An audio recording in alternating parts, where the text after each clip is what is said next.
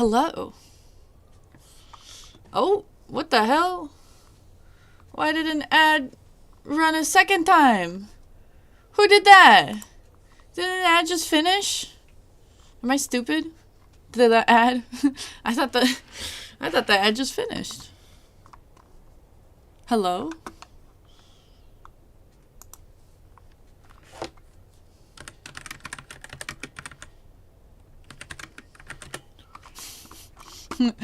Oops.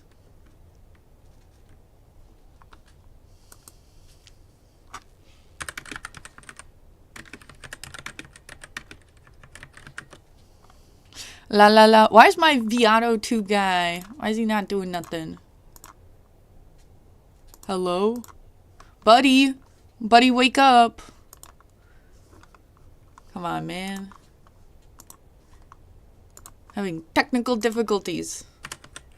I'm failing at possessing the bird. There we go. It's like, come on, man. All right. Hey. Hi. Hold on. For some reason, I thought that ad started right as soon. I don't know what I thought. I just woke up. I'm still tired. I stayed up way too late after the stream. Because I was like, let me set this up. Let me change the formatting. Let me type out this message. Yada, yada, yada. So I was kind of, But, hold on. I will address everything once the ad break finishes. I'm not ignoring anybody that said or anything or checked in or anything. So give me 1 second. Not 1 second. How many seconds? 32 seconds. I accidentally pre-fired and started right at the ad instead of right after.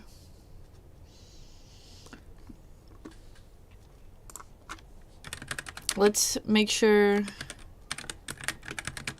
Let's see. The stream ping went through. Oh, yeah, it does have that pop-up for people. That's me. That's my voice. Enough. Stop talking. How's the audio? Can you hear the background noise? Is it too quiet? I'm trying to make it atmospheric with my favorite wind howling sounds, but this time it's appropriate. There's a reason for it. All right, hello, welcome in everybody. Welcome back from ads. Congrats to Jay for getting the first redeem. Enjoy your daily unkies, Jay. Hi, Rion. Plink to you as well. Enjoy your daily unkies. Bella, hello. Welcome in, Bella. Enjoy your daily unkies. Shadow, hi Shadow, welcome in. Enjoy your daily unkies. Ops, hello Ops. Enjoy your daily unkies. Frosty, hi. Enjoy your unkies. Plastic, voila! Enjoy your unkies. Luna, hello. Luna, I know it's late for you. Thank you for being here. Enjoy your daily unkies. Bunny, hi. Enjoy your daily unkies. Welcome in. Mani, hello. Welcome in. Enjoy your daily unkies. Thank you so much for resubscribing. I appreciate you, Mani. Thank you so much. You're approaching your Twitch, Andy, so fast. I know. I'm so scared. I can't believe. How many months is 12 months out? I can't do math. Is that 4? Holy shit. It's only 4 months away until my Twitch, Annie. I'm going to start spiraling. Okay. Sorry. Hi. Thank you. Lon, hello. Enjoy your daily unkies. Welcome in. Hi, Human Thing. Enjoy your daily unkies. Welcome, welcome. Elastic Man, hello. Enjoy your daily unkies. Welcome in. Thank you, Shadow, also for the 7 stream streak. Let's freaking go. Let's go. Exy, hi. Welcome in, Exy. Enjoy your daily unkies. G Funkle? At this hour, blink if you need us to call authorities. I was supposed to actually go live earlier and overslept. I'm so sorry to the European audience that were hoping for that early stream. I know that like most of the people that voted for that earlier time for Saturday are also it also works for them for Sunday. So I might try to, depending on how late we stay up after the Chinese New Year live stream for Infinity Nikki. We'll try to maybe do that story time tomorrow morning, but at that point maybe it'll be fine just to watch the VOD. We'll see. Yeah, I've ads might interrupt the story, but I did a practice run through last night to see how long it takes me to get through the chapters. It takes me about 20 minutes per chapter, so hopefully I'll be able to get through each chapter before an ad break hits. This first one might come a little early, but hopefully we're gonna be good.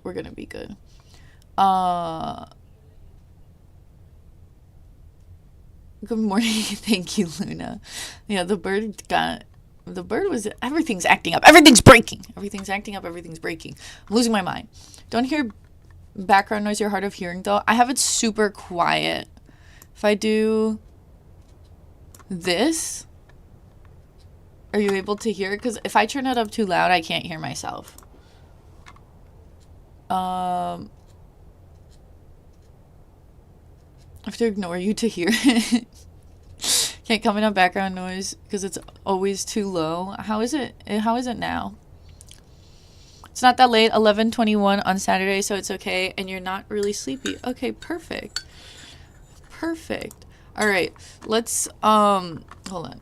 Maybe I need to make the wind, oops, a little louder. How's the audio check? If I'm back here, can you guys still hear me okay? Maybe I need to be closer, like this. As we're checking audio, as you can see, there's a couple warnings on the screen, and there were some warnings when you came in. On the screen, it says, this story contains distressing content. Please refer to pinned chat. The pinned chat says there will be content most may find distressing. Before settling in, please read the important information I have announced in my Discord server and server pings in regard to what to be aware of and how the Storytime stream will operate. Since it's the very start of the stream, allow me to read through it real quick, and then we can get started. Basically, the important info on how it will operate. Thank you so much to all of y'all that came right at the start so you can hear the story from the very beginning. Unfortunately, I can't restart every single time somebody joins as much as I would want to. That's gonna make things take forever. So, also, can anybody let me know about the audio now? I thought I turned it up a bit. Can we hear the background wind at all? Or no?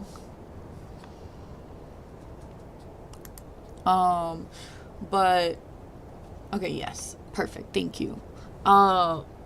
So unfortunately, if anybody ends up coming later, I won't be able to restart, so you guys will just have to come for the VOD if you wanted to hear the story from the beginning. I'm stalling a little bit so people can settle in, but alas, I can't do this for too long because we have another stream later.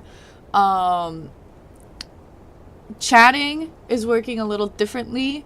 I really would love for you guys to, if you want to, feel free to lurk and just settle in and get comfy, if that's what you prefer. But if you do want to chat, then I do encourage you to actively chat and react to the story while I'm reading it. If something happens that you want to comment on or say something about, do that during the reading, but I just might not respond to it immediately, because if I stop the reading every 5 seconds to respond to a comment or a message every time, it's gonna end up taking very long, and I'm probably gonna get into a yapping session, and then who knows if we'll ever end the stream.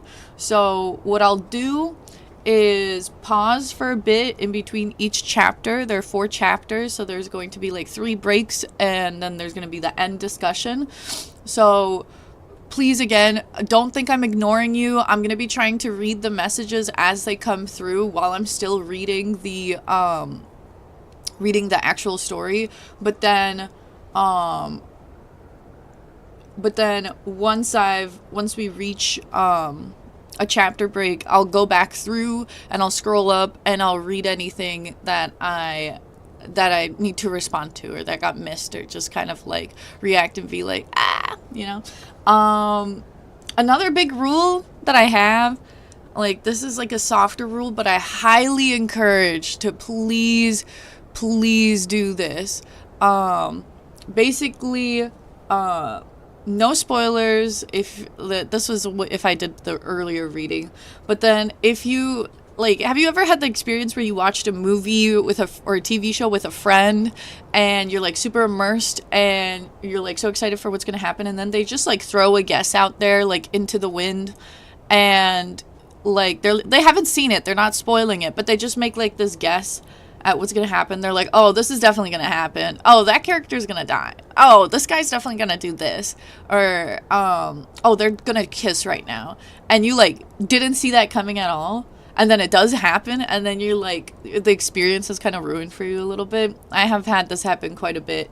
So I'm going to ask for you guys, if you can, to try your best to avoid doing, like, predictive messages or predictive feedback. Anything along the lines of, oh, I think they're going to do this, or I think this is going to happen, or that's going to happen, or he's going to do this. If you can, please try to only like commentate on what has already happened and what I have already read through, if that makes sense. Because that could potentially make the experience less exciting, less interesting for other people, like where they didn't expect it at all, and then you chat something like, oh, this guy is definitely going to do this, and they're like, oh, I wasn't thinking of that at all, and now I know that, and now when it does happen, it's like a little less shocking or a little less fun. I do want to know what people's predictions are to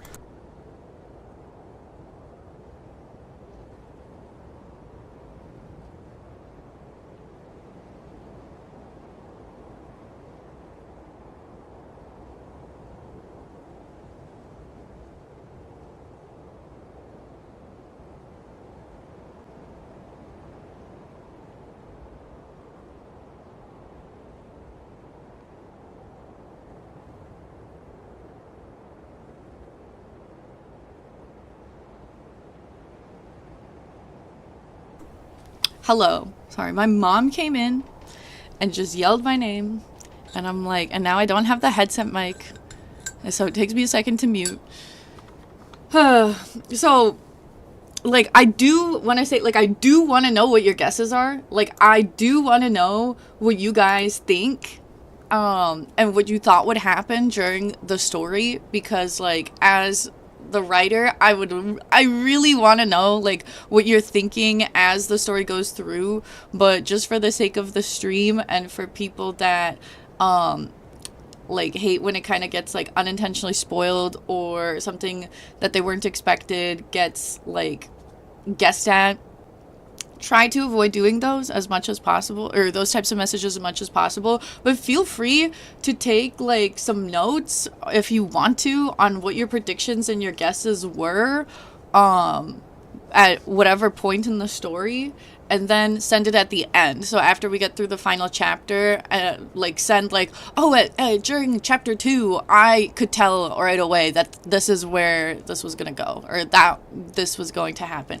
Like, I do want to know that, but it's just for the experience of the stream. I'm trying to avoid that for the stream, but I do want to know what your guesses and everything is.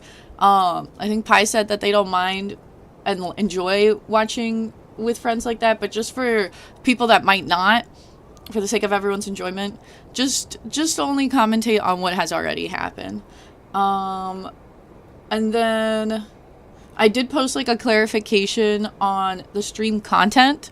So I say, if you have no problem with darker stories or fine with sensitive topics and themes, you can ignore that message if you want to go in more blindly, but at your own discretion. If you are a little bit more worried and want a little bit more information on kind of what to expect, I have the most recent message in server pings, if you read through all of that, it's like it's like a few paragraphs. Then you can get an idea of what to expect. I don't have very explicit content warnings intentionally because they will spoil the story. So I will release those after the VOD is out for anyone that was unsure. If you're currently unsure, if you're reading the server pings message was not reassuring and you're worried that you might get like triggered by something or you might be sensitive to something, then I highly recommend clicking off now. And then only coming back to the VOD if you're okay with the more specific content warnings I put out later. Otherwise, if you've read everything you need to read, if you're excited, if you're okay with everything, stick around. If you need to leave at any moment because you're like, oh, this is too much for me, or I don't like where this is going, or yada yada this, or yada yada that. Sorry, I just saw Jay's message in the stream chat. Then also thank you to the mods for getting the bot.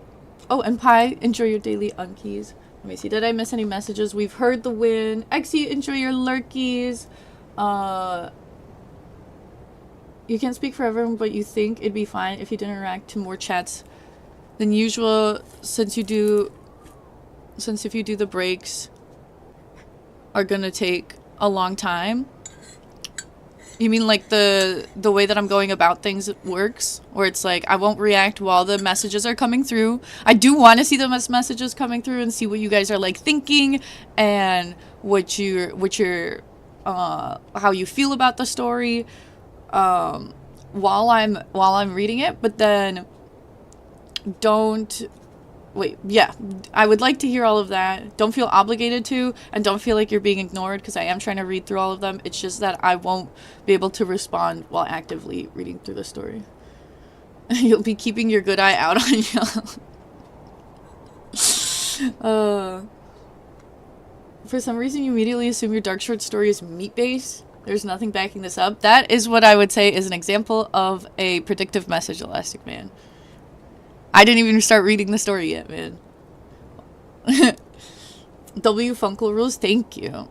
You are also friends like that. It's not inherently a bad thing. Like you said, some people like that. I like making guesses. It's just, not everyone likes hearing those guesses. Lidu, hi, don't forget your unkies. You're ready for your work of art. Also, another disclaimer, I am an amateur author. I haven't written anything in ages. I used to write a lot as a little kid, especially in middle school, but that was also middle school. So I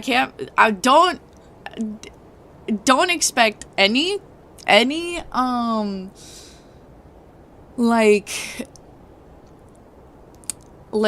expect anything super amazing. This is kind of just like a practice for me to get back into writing. I'm proud of it because it's a piece of pretty much completed work. I'm proud of myself for getting it done and making it happen, but there will probably be grammar issues, some wording issues, maybe not the best phrasing for sentences. This is also the first draft. Let me be clear. It's the first draft, and I didn't have enough time to send it out to my friends to give like an edit sesh or like another pair of eyes. So far, I'm like, me and I guess my dad are the only ones that have read through the most of it. So so we'll see how this is. Feel free to give advice and feedback during like the breaks and the chatting sessions, but don't get like too mean. Like if you hate the story, don't be like, this is the worst story ever written. You know, like feel free to be honest and give feedback, but don't just be like mean for no reason, if that makes sense. Again, I want to hear feedback, I want to hear criticism, but like keep it constructive. Don't be like, you're so bad at writing, don't ever write again. Or something like just like insane, please. Yes, original, I wrote it. Yeah, you were saying like during the breaks you can read the messages, but it'd be fine if you didn't verbally respond to every single one. Yeah, I'll probably like read through and respond to whichever ones need to be responded to or that I want to respond to, but I won't read through every single one. Lon did not read it, so they don't have any spoilers. I think Rion is the only one that received major spoilers. But they didn't read through it yet. You'll not stop rando guessing, please? Yeah, don't also just, like, throw shots in the dark, because then if you, like, land on it, then maybe, like, my reaction will give away. I don't know. I did proofread it, but who knows? One can occasionally, like, skip over some things. You're expecting Edgar Allan Poe? Oh, boy. Oh, boy. Oops. Reading Gilda's Glide, perchance. I did a read through and I think I read everything correctly. But all right, if everyone, I think I stalled enough. I think everyone had a chance to read through the server pings. If you haven't already, once again, please look at that. If you're okay with going in blind, again, at your own discretion, please. Any feedback on... I'm in the ASMR category right now because it's going to be like a reading. And I've seen Felis do ASMR category for reading. But I worry if there was a reading and writing category that might have been better to do. But there's a lot less people there. So I wasn't sure. I feel like ASMR works. You're going to start deleting spoiler messages anyway, whether they're correct or not. We don't want predictive messages. Yeah, if you want to keep an eye out and just, like, clear those out just in case it's, like, too predictive. Again, please try your best to... Because it's kind of hard to do, but try your best to only commentate on what has happened. And then let me know what your predictive message... Or, like, what you were guessing or what you were predicting through the story at the end. Because I still want to know, but just for the experience, I don't want it to be typed out while it's being actively read. Time to get your blanket and tea ready for story time. Yeah, just so we don't get interrupted with an ad during the first chapter, I am going to run another ad break. I'm going to run a 3-minute ad break. And just, like, I'll still be here. I'll, like, drink some water, maybe to have a cough drop or something. And then as soon as that ad break ends, we'll get into the story. Because I think the audio is good. Use the ad break moment as a chance to read through the server messages if you haven't already. And you were waiting for a good moment to. Please do that. Feel free to get comfy. Like Shadow was saying, get your blanket, get your tea. And get cozy. I just poured myself some tea, so let's go ahead and get started in just a bit. I'm gonna run the ad break right now. Oh, did you get rid of the mouse as an ad break question? I don't know, because I just woke up and I haven't talked to my mom besides when she just came in right now and almost doxed me. But it sounds like, I don't know, while I was walking to get, like, water and stuff, I, like, walked past the bathroom and she was on the phone with my grandma, and I don't know, she was talking about the mouse. I don't know what about the mouse they were saying, but she was saying, like, oh, it's so cute and it's so sweet. It's, like, the small thing, but it's so, like, cute and sweet, and I don't know. So I'm gonna guess based off of what she said that she might not have gotten rid of it yet.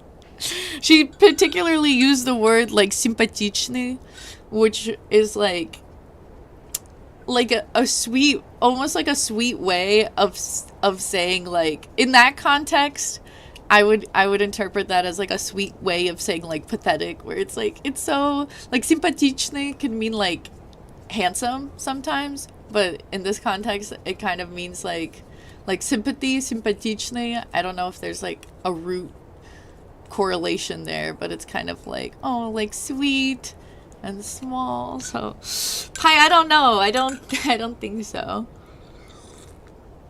Yeah, maybe she was saying handsome. He is a cutie. He's very cute. His eyes are so big. Like, it's not like a, I don't know. Like, it's a very particular looking mouse, and it's so cute. I know, Pi. I told my mom everything you guys were saying and all of the concerns. Ultimately, it's, like, her call to make. Like I said, it seems like they'll keep the mouse at least through today because it's going to be, like, the coldest day ever, yada yada yada, and then she was probably gonna release it tomorrow. I think, no, we definitely do still have the mouse, because when she came in just now, she was like, we need seeds for the mouse. So she wants to give it more food. So there's that.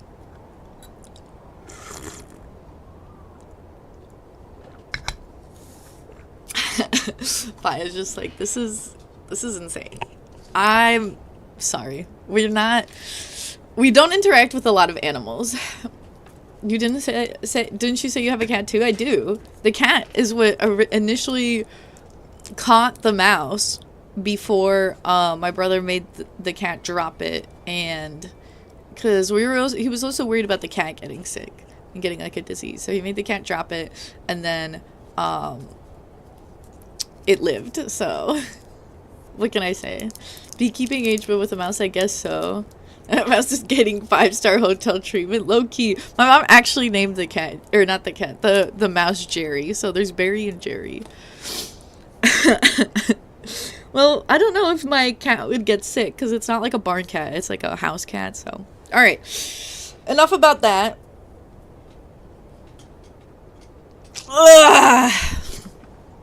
Alright. You guys can hear the wind, but it's not too quiet, is it? Because I'm going to switch to other sounds that might need to be heard. Alright. Let me take my sip of tea. My sip of water.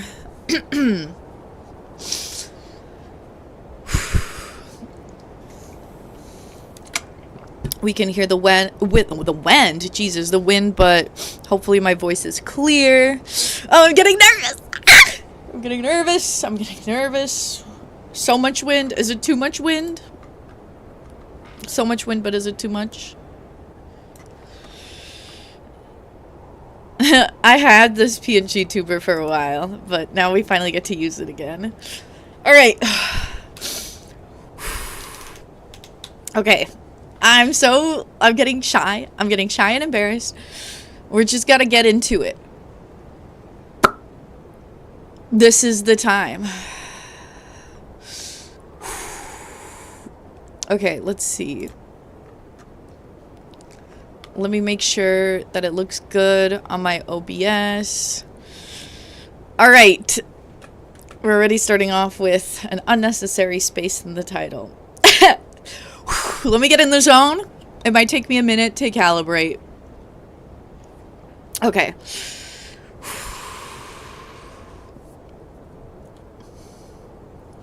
The Boy is a Lamb.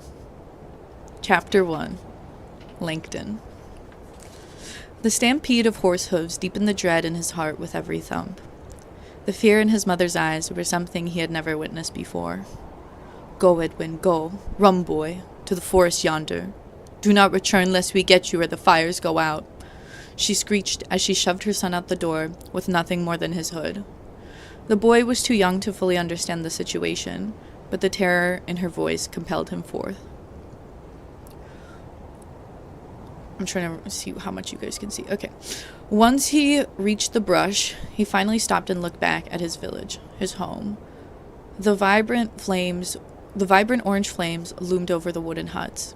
The screams of agony were muffled by the distance. With the setting sun, the flames grew brighter, reflecting off the early spring snow. The fires were brilliant, but the heat did not reach Edwin, and the night chill began to creep in. His parents had yet to come for him. The realization he would have to sleep out in the woods struck him.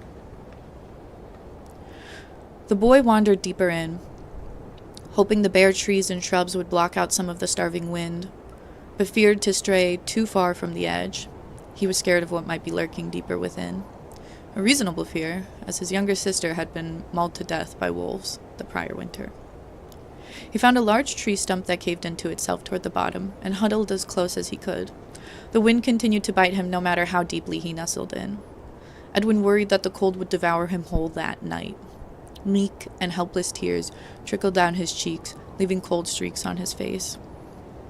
A cry pierced through the woods, but it is not his own. It belongs to someone else. The boy jolted up, He scanned for the source of the wails. Had a fellow villager wound up in the woods with him? He called out, but to no response. Hopeful for a companion, he wandered further in the direction of the moans. As his eyes touched across the pristine icy snow, a fluffy, golden white mound, tucked into a fallen trunk, caught his eye. He approached, reaching out his hand toward the inviting soft texture. He felt a gentle warmth underneath his palm. The wool locks curled around his fingertips. The whimpers ceased, and the shivering creature slowly lifted its head and stared back at Edwin with its big, dark eyes. They searched for reassurance in each other's gazes. The young boy's fears melted as the timid lamb's distress overwhelmed his own. "Shh, it's all right," he calmed him with a soothing pet. The boy moved in beside the sheep, pressing into the trunk as if he were trying to become a part of it. Maybe if he was made of wood, he wouldn't be plagued by the deathly cold. Through the harsh night, they huddled as tightly together as possible, attempting to muster any body heat to share. They gripped onto one another fiercely as they slept, trying to protect each other from the howling wind as it tried to steal their warmth. Together, they stayed warm enough to keep their hearts pumping. Eventually, the morning's arrival scared off the cruel night and hushed the wind. The soft yellow glow of sunrise danced upon their eyelashes. The young males arose and locked eyes. They looked at one another in silence for a moment, with the acknowledgement that neither would have survived the night without the other. The cold night had frozen the boys' footsteps in the ground, but the morning sun was beginning to melt them. Edwin rushed to retrace his path before it fully disappeared. Once he had reached the edge of the forest, he could see the wooden homes of his village in the distance. Edwin ran home desperately, longing to see his family again. His heartbeat drowned out the crunch of thin ice cracking under his feet. He missed his mother's warm embrace and his father's calm and soothing presence. He did not want to waste another second away from them. The lamb tailed the boy the whole way back without hesitation, as it had likely fled the violent pillage as well. It stumbled over itself, trying to keep up with Edwin's strides, as running was still an unfamiliar skill. Smoke was still rising, but it was weaker and thinner, and the fires had extinguished. But as they got closer, Edwin was greeted with the stench of old burnt meat. It was clear that many lives had been taken, and more than half of the village was destroyed. The residents had accumulated in the village center, surrounding a man that the boy recognized as the village leader. The leader was preparing to discuss reconstruction of homes and burying of the dead. But Edwin did not care for these matters. He pushed through the crowd towards his home. The lamb, not knowing its way around the village, tailed the boy diligently. A wave of relief washed over the boy as he saw his home still standing. Edwin rushed through the door. However, as he passed through the threshold, a dread struck him as he was embraced with an unfamiliar, eerie silence. He called out for his mother and father, but from where he stood it was clear they were not home. Just as he started to hope that his parents were out in the village, a knock struck the door. The lamb was startled and cowered behind Edwin. The boy placed his hand on the lamb back to calm him as two older women entered with grim expressions. He recognized them as the two sisters that used to live in the home next to his. "Edwin, my child, your parents have passed on."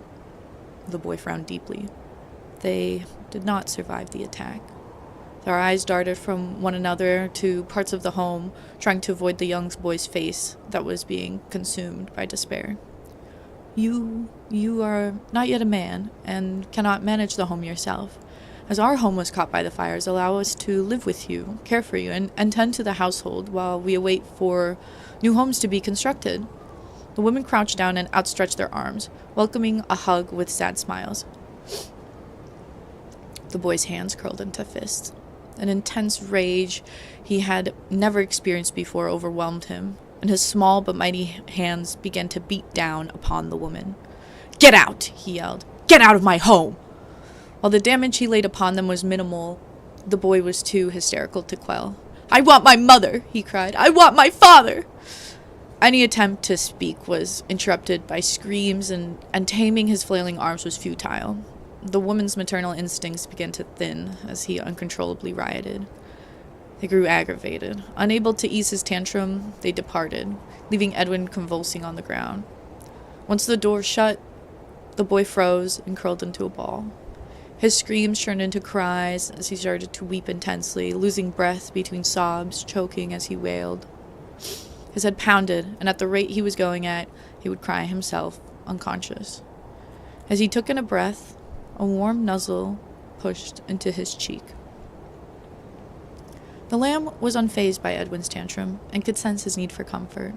The grieving boy was immediately soothed by the creature's calm and gentle demeanor and embraced him just like the night before. He silently wept into the lamb's soft fleece while slowly drifting off to sleep. Eventually, the night chill permeated through the walls, awaking the boy from his slumber. Luckily, the home was still stocked up on firewood.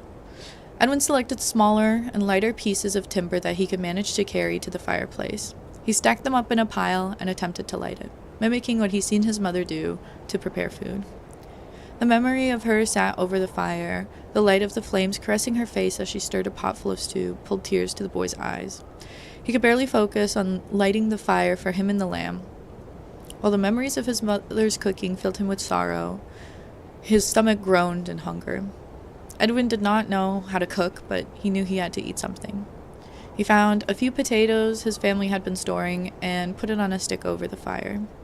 He took a few bites before offering it to the lamb, who took a small nibble as well. In that moment, he felt a small dose of pride, being able to feed for the feeble beast, caring for it as he once cared for his little sister. Edwin began to spend all day in his house and turned away everyone that tried to offer support. He insisted that he didn't need anyone in his house besides his own family. Over time, the villagers lost their patience with the boy and collectively decided to leave him be until he was more stable to interact with. They were sure his reclusive protest would not last long, as he was young and inexperienced in taking care of himself. Edwin would talk to his woolly friend all day, play games with him, chase him around joyfully. He would heat up some old porridge or bread that was left in the house from before for the two of them. Then, at night, they would lie close to one another. The lamb was truly the only thing keeping Edwin from being consumed by his own grief. About a week after the pillage, the two were awakened by a loud knock on the door. Edwin assumed it was one of the villagers that had bothered him before, and yelled at them to leave like usual. "Open this door now, boy!" Edwin recognized the booming voice to be that of the village shepherd. The boy would occasionally get caught playing in and messing with his haystacks. He recalled getting scolded and beaten by the shepherd vividly. Edwin looked at the lamb with worry. He could tell the creature recognized the voice of the man behind the door. Was he in trouble for keeping his sheep as a friend? The boy's stomach dropped as he realized the shepherd had come to take away his only companion. He quickly ushered the lamb off the bed and pushed him underneath it. "Do not make a sound," the boy whispered harshly as the sheep stared at him in confusion. The boy opened the door hesitantly and was immediately shoved out of the way. The large man scanned the one-room house as he demanded, "Where is my sheep?" The boy glanced at the lamb cowering under the bed before making eye contact with the enraged shepherd. Edwin stuttered, which further infuriated the man. He stepped closer and loomed over the boy. "The villager saw you come into town with my sheep. Where is it?" The boy knew he was being selfish, but could not bear to part with his new friend. If the lamb were to be taken away, he would truly be all alone. To the boy, the shepherd was always angry, strict, and violent. There was no way that this evil man could care for such a sweet creature better than him. Edwin had kept him alive through that unforgiving night. He had been feeding him well, played with him all the time, and made him laugh every day. The shepherd would likely make the sheep work hard from sunrise to sunset and then yell and beat on him like he had with Edwin. Besides, the shepherd had plenty of other sheep to care for. The lamb was better off with him, Edwin thought. He tried to think of what to say to make this unwelcome intruder leave. The shepherd huffed and puffed over the boy's head with fury in his breath. Edwin had been taught to never lie, but how could he let him go to such a cruel man? "I do not know what you speak of," he finally squeaked out. The man's demeanor softened slightly in confusion. Was he misinformed by the other villagers? "Well, my sheep has been missing. If you see it, please bring it to me." he commanded. The boy nodded enthusiastically and gestured to the door for the shepherd to leave. As the door closed behind him, the lamb clumsily crawled out from under the bed and gravitated toward the door, attempting to follow after the shepherd. Edwin jumped in front of him. No, no, no, no. You do not want to be with him. He will make you work all day. You should stay with me. We will keep playing all day, every day. The lamb jumped up in excitement. Edwin began to chase him with a smile, starting another game. As they snuggled into bed for the night, the boy hugged the lamb tighter than ever before. He squeezed him as if he was trying to consume the lamb with his ribs. He clenched him tighter and tighter and tighter until the lamb suddenly winced and let out a gasp. The boy panicked at the sound and relaxed his grip. He patted him on the head. I'm sorry, little one. I cannot let that mean shepherd take you away from me. Edwin thought back to the morning after the village and the absence of the usual livestock. He cupped the lamb's face with his palms and stared into his dark brown eyes. You must be feeling lonely just like me, but it will be okay, because I will be your family now, and you will be mine. The lamb nuzzled his face deeper into the boy's hands, seemingly agreeing with him. Edwin smiled. From now on, you are my new little brother. And that's chapter 1. Anything anybody wants to say about that first chapter before we settle in to the next chapter? Any thoughts on how it was written, how it sounds so far, how you're just like feeling in that moment? Yeah, no predictive ones, but you can talk about how you feel, how you think, what you think about my writing. Anything related to what has already happened in the story.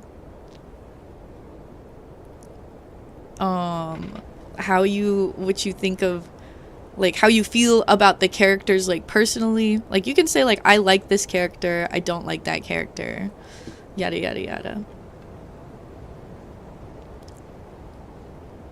I thought it was great. Thank you. Mad at your talents? Why are you good at everything? Mommy, that's it. You're gonna make my head explode in ego. I, like, already have such a big ego. I'm trying to be humble. I'm trying to work on being more humble. Saying things like that for my short story that is just like my first attempt at coming back into writing. I'm gonna now you feel the code through Unk. I hate you. Well, don't worry. We're going through the seasons. You're jealous of him having a sheep. You're about to Google what a gasping sheep sounds like. Well, just kind of like it taking in a breath. I guess maybe, did I not illustrate that right? Just kind of like, I feel like an animal could make that noise, no? You were definitely like, homies, I hope everything okay, bro. Edge of my seat, bro. Ooh. True. We humble. Thank you. You have the talent to back the ego, so I don't even care. Why you can't do this to me? You can't be saying these things to me. Even if you believe it, you just can't be saying that to me. It's going to end horribly for me. All right. Okay. If we're ready, then I'll play an ad. If somebody's typing up a longer message, that ad will give people a chance to type something out. Just because I think this next chapter is the longer chapter. So it says like 15 minutes till the next ad, but I want to just have a little bit more time so we're not cut off in between. So I'm going to go ahead. I'm going to play an ad break. If you want to type something up during the ad break, I'll read it right after the ad, and then we'll get into the next chapter. I'm blushing. This is not good. I was supposed to get humbled by the audience. Everyone was supposed to be like, you made it sound like you were gonna be so good. You made it sound like you would actually be able to write. This is trash. People actually complimenting me. I was not expecting it. I mean, I was trying to have a more negative mindset and expecting the worst, so that if somebody did say something, I wouldn't be as like freaked out. But everyone's being so nice, so now I'm just like, I don't know how to react. I don't know what to do.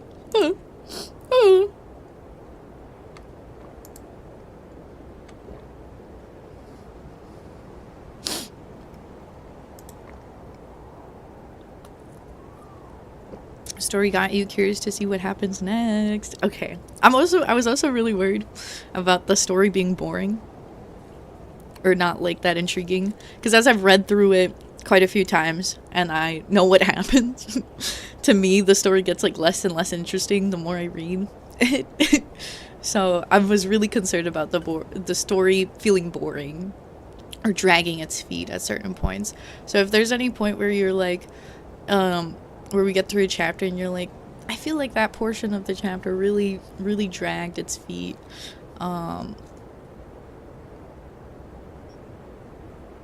let me know. How do you fast forward the stream to the end of the story? I can't wait. Yay! You like to think, who am I to judge? Do I have qualifications to criticize?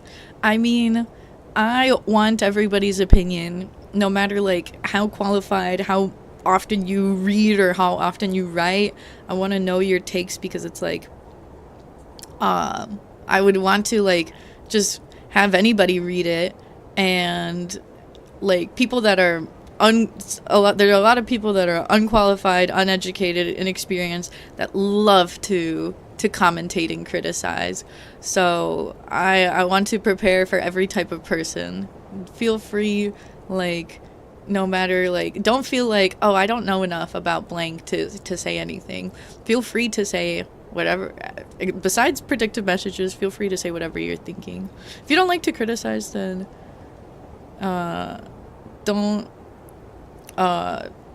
don't feel it. If you don't feel like criticizing, you don't have to. But if you want to, or have feedback, or have advice, or notice something, you're welcome to say that. Is there a reason why you chose to spell his name the way you did?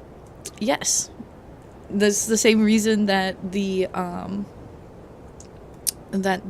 like chapters are titled what they are. It's to help try to put you into a specific time period and setting. Like, I don't know how clear the setting is at this point. I won't say exactly what the setting is if somebody hasn't kind of pieced together what it might be, but there's a particular setting I was trying to go for, on like a particular location. I'm not sure if, like, how clearly that's coming across. So if you, I don't know if it would be predictive. I think, no, I don't, for the setting, I wouldn't consider it predictive. If you want to take a stab at what you think the setting is, the time period is, that's fine. Even though you do have the qualifications to criticize, you feel bad, but you'll always be honest. Again, if you want to criticize, you can. If you just want to compliment me, I'm not gonna stop you. Do whatever feels right. Already hooked on the story. You wrote it well. Shadow, thank you. Uncle, were you a pet sheep in a past life? No, but I have said before, if I were to make an actual persona, again, the bird is just a mascot. If I were to ever make an actual persona, I would probably go for a sheep or a lamb. Alright. We're through the first chapter. Oh, Carrie, you came in a chapter break. Hello. Enjoy your daily unkies. For anyone that's coming in and just joining now, Lidu, hello. Enjoy your daily unkies. Make sure to read through the server pings. I'll take another breath to give everyone a chance to read through that if they haven't already. And we've gotten through the first chapter just now, which I can summarize really quickly. There's a pillage in a village. There was a young boy who is our main character. He had to run out to the forest to not get caught in the attack. Out there, he met a sheep. It was very cold, and together they huddled together really tightly and were able to survive the night. But the boy came back to the village and found out that his family did not survive, and that he is now having to live on his own. And now he only has the lamb to keep him company. The village shepherd tried to come and take away the lamb and ask for the lamb, but the boy lied and was like, there's no lamb here. And he was able to stay with the lamb and continue playing with it and snuggling together with it. And now he views the lamb as his new little brother. And that's kind of where we're at. We're going to go ahead and go into the second chapter. Let me do this. Because now we're into chapter 2, Sumar. Let me take a sip of water.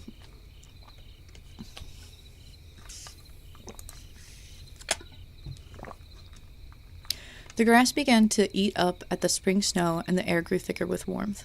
There wasn't much food left in the house. The villagers attempted to lure the boy out of his seclusion with the promise of sustenance. They urged him to start working in the fields with them, since he would need to start working anyway, as he would be coming of age in the next few years. But the boy refused to listen to reason and turned them all away. He was afraid that the shepherd would come and take his little brother while he was out in the fields. The boy did his best to keep the lamb inside as much as possible. He did not want the villagers to catch him with the sheep and tattle to the shepherd again. However, the creature had grown restless.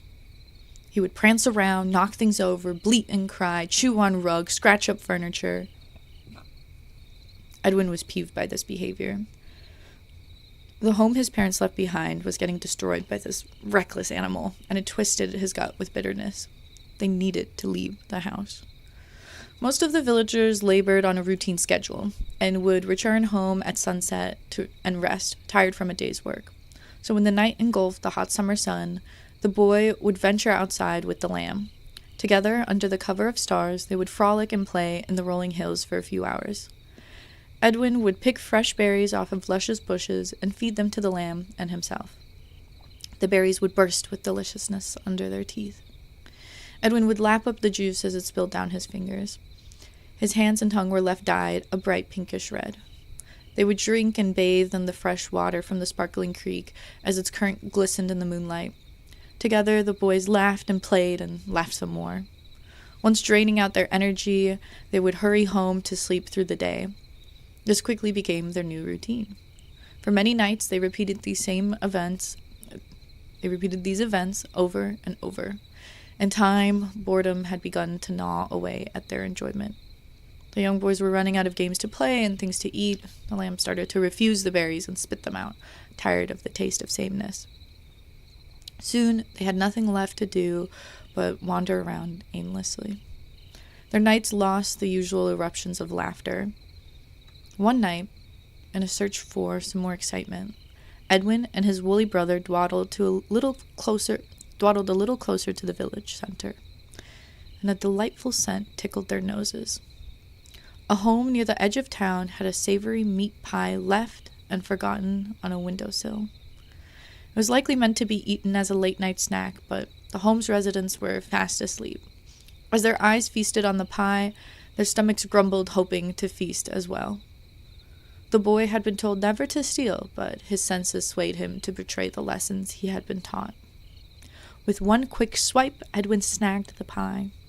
They ran off back to their usual fields, adrenaline pumped into his heart. But rather than fear, he felt glee in taking this risk.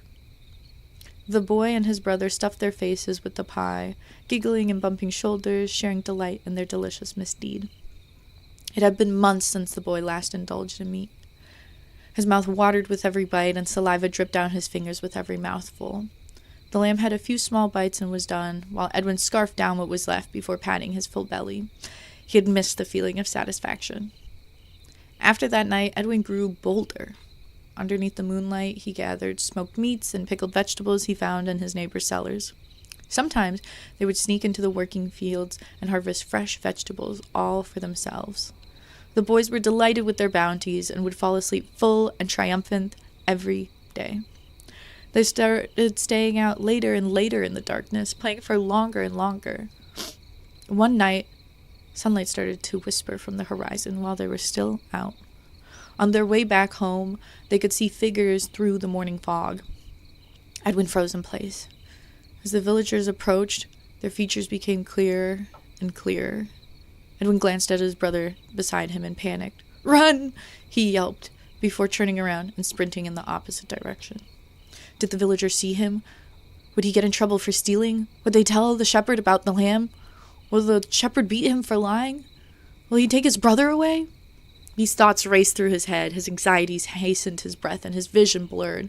The lamb stumbled, unable to keep up due to the exhaustion from a full day of play. The boy paused to swallow his breath and thought of where to go. "You cannot go back home," he told the lamb sternly. But the sheep was ready to collapse right where they were standing. Edwin wasn't sure where else in the village they could rest. He picked up his little brother off the ground and carried him towards his home through a longer path along the outskirts. He took him into a small bush near the back of the boy's house. "The sun is so warm today, so let us sleep here." Edwin crawled into the shadow of a tall, welcoming bush and pulled the lamb in as well. The lamb was exhausted, so he didn't question it and fell asleep as soon as his eyes closed. The boy stayed for a couple of minutes, petting the sheep's soft head. After a while, he rose, throwing some leaves onto the lamb to camouflage it, then taking a breath before heading back to his house to check if it was safe to return. The door was wide open. Sure enough, the shepherd was there, inside. Cooking utensils were strewn across the room, furniture was knocked over, bed covers flipped and piled. The shepherd was huffing in anger. The boy wanted to run away, but before he could, he was grabbed by the collar. The shepherd pulled him off the ground. "Where is my sheep?" he spat. "I know you have it. Stop lying to me, boy." But Edwin couldn't think of what to say. The shepherd's ferocity pulled a cry from his throat instinctively.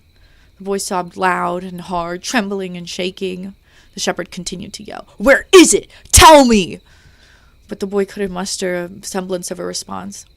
He mumbled, unable to form any coherent words. The shepherd grew angrier and smacked him on the jaw. "You have a mouth! Use it!" This only made the boy's sobs grow louder and more harrowing. No matter what the shepherd screamed, Edwin could not stop crying. The shepherd let out an exasperated sigh and threw the boy to the ground.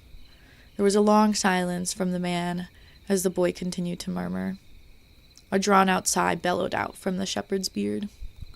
"My sheep. It is being fed?"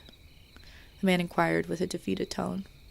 Edwin was shocked by the question, and his crying quieted down. He looked at the shepherd with wet eyes and nodded meekly. "And the sheep is happy?" The boy nodded again with more confidence. The shepherd sighed once more and pinched his brow. "You will continue to care for it?" The boy nodded again with even more enthusiasm. "Then I shall leave you to your fun for now. I will come back for my sheep later, and when I do, you must return him to me." The boy nodded with hesitation this time, but it was enough to appease the shepherd. The man stomped out of the house, slamming the door behind him. The boy picked himself off of the ground. As the boy picked himself off of the ground, a glint of a blade caught his eye. It was his father's hunting knife that had fallen out of place during the shepherd's rampage. Edwin's father had started to teach him to hunt, but at his age, he could only watch. The boy had yet to use the blade before, yet he took the knife and went to check on his brother. It had been weeks since Edwin had been out during the daytime. Hold on. There we go. It had been weeks since Edwin had been out during the daytime. With every step he took, he glanced behind him, worried that he would be spotted by a neighbor. He crawled back under the bush and snuggled up next to the sleeping creature.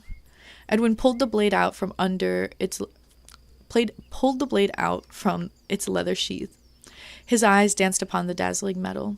He pressed his thumb on the flat side of the knife. It was pristine and cold, much like winter ice.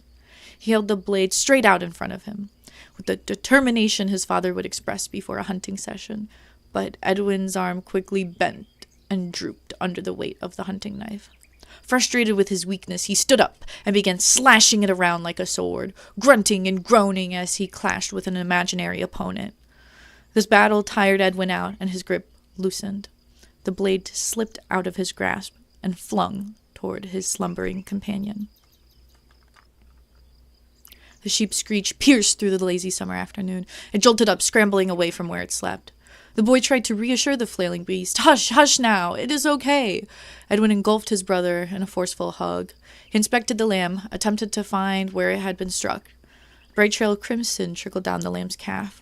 The cut was shallow, but the sight of pouring blood kept the sheep in a panic. Edwin wiped the palm wiped his palm across its leg to clear the blood. "You are fine. I am sorry to spook you." He kept wiping the blood until the cut quickly dried out. The boy let go of the lamb and looked at his blood-soaked hand. He was about to wipe it on his shirt out of habit as a way to clean it off, but quickly remembered his mother's complaints about how blood was difficult to clean from clothes. If he met any villagers or the shepherd again, a blood-stained shirt would lead to many questions. Edwin looked at his hand again and pondered. The color reminded him of the juice from the berries they had indulged in through the early summer, and so, almost naturally, the boy lapped up the lamb's blood from his palm. Edwin crawled back under the bush and retrieved his knife. He presented it to the lamb. A little bit of dried blood blemished the blade. The lamb immediately locked eyes with its own reflection in the metal. "With this, we have no need to go back to the village," the boy declared confidently. With the blade, he pointed toward the nearby trees. "We will stay out in the woods." He swung the knife around and stabbed at the air. "We will hunt like men." He glanced at the seated creature, whose eyes stayed glued to the sparkling blade with every motion. "And I will protect you from anything that tries to hurt you." Edwin sat next to his brother and gestured the hunting knife toward him. "Here, hold it. It makes you feel strong." But the lamb didn't reach for it. It stayed transfixed by its own reflection. Soon after, the boy settled into a small cave at the edge of the woods. The boy had camped out around there with his father and his father's friends once before for a hunting session. Edwin recalled how his father made a game of collecting foliage for bedding and sticks for a fire. He put his hands on the lamb's shoulders. "Let us see who can find more leaves and branches before sunset." The two brothers ran out to forage for what they'll need for the coming nights. The young boy's first few efforts at scoring a meal were unsuccessful. At first, they had to get by on just a couple of nuts, flowers, or berries, until Edwin was finally able to stab a frog. That evening, the young boy's giddy smile pressed into his face as the frog slowly roasted over a timid fire. He felt a surge of confidence in his abilities and newfound independence. He blew on the cooked frog to cool it down. Edwin held it out for his brother to take a bite. The lamb's appetite had grown bigger over the months. Rather than its usual small nibble, it continued to bite on the meat all the way to the bone. But the young boy was proud of himself for being able to provide for his family. He happily let the sheep indulge before finishing up the rest of the frog himself. Over the next few weeks, with every frog, mouse, squirrel, rabbit, and weasel, the young boy became more skilled in handling his hunting knife. As his skills increased, his confidence grew. Maybe if the shepherd would come back, he might be able to scare him off and protect his brother. He had become very proficient in skinning and separating meat to cook. He thought back to when he would help his mother prepare meat in the same way. Edwin's hunts, along with the foraged berries and nuts, were more than ample. They would fall asleep with full bellies as the warm summer nights would coat them like a blanket. The boys would awake with a light sweat on their brow, well rested and prepared to take on the following day. Every day they made a game out of foraging. Edwin would score a kill, they would splash around in a creek, eat the cooked meat, and then drift off to sleep while telling stories. Though each night, Edwin found himself drifting closer and closer to his woolly companion as cool autumn air slowly crawled in. The trees shed their green for a new orange and red spectacle. The sight of this brought Edwin memories of previous years. He recalled the bountiful harvest celebrations that took place in the village shortly before the unforgiving winters smothered them into the following spring. He recalled his parents preparing for the grueling season by prepping and storing goods. As the self-proclaimed new head of his family, Edwin felt it was his responsibility to do the same. And that's chapter 2. Let's take a moment. Any thoughts, anything to commentate on that has only already happened? No predictive messages. I also just remembered, I think there's a way to turn off raids, and I think I want to do that just for this, because we're getting towards the end. I'm trying to remember how to turn off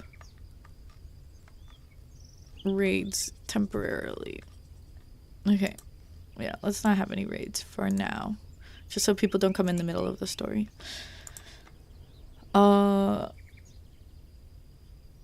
Oh, thank you for the stream streak launch. Slay. Slay. Goodbye, Exy. Or welcome back. If you're coming back into the VOD now. Sorry that you had to leave, but thank you for checking out the VOD if you're here. The soft voice is making you sleepy. Not because the story's boring, right? You're not bored, right? Don't tell me you're bored. You just like my voice, right? Is that what that is? Anybody who wants to like commentate on before we get into the next chapter? The next chapter is quite short, so I don't think I need to run an ad break. Let me just take a breath, drink some water, and rest my voice until it is until what? I don't know. Am I doing a good job reading? I start stumbling at certain points because I didn't read through it enough. I need to send this out to like my friends to like edit. And I don't know if the writers group I want to go to, I don't know if I'll have time to like read this out to them, but maybe they'll also help me out or something.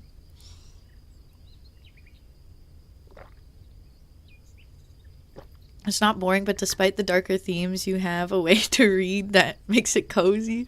I'm literally yelling when the shepherd is yelling. And it sounds cozy to you? I guess we can do more story time streams with some other like stories written by other people.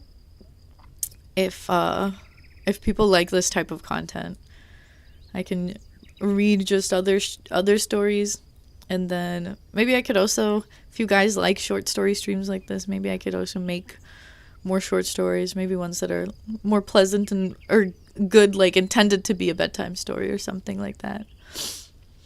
To immerse, need more story. All right, let me stop chatting for a second and prepare myself. Hi, Rachel. Welcome in. I'm so sorry you missed like the first 2 really long chapters that were pretty crucial to the story. I don't know if you'll be able to enjoy the last 2 chapters without having heard the first 2. So it might be better if you just watch the VOD so you could hear it from the beginning. It's okay though, Rachel. I overslept my own stream. I was supposed to do a second one. Maybe, I don't know if this is taking as long as I thought. Maybe I'll have time for another one before the live stream. Or maybe not. Because we'll probably wrap around 5 and I'll need to like shower and do some chores, and then it'll be 8 already.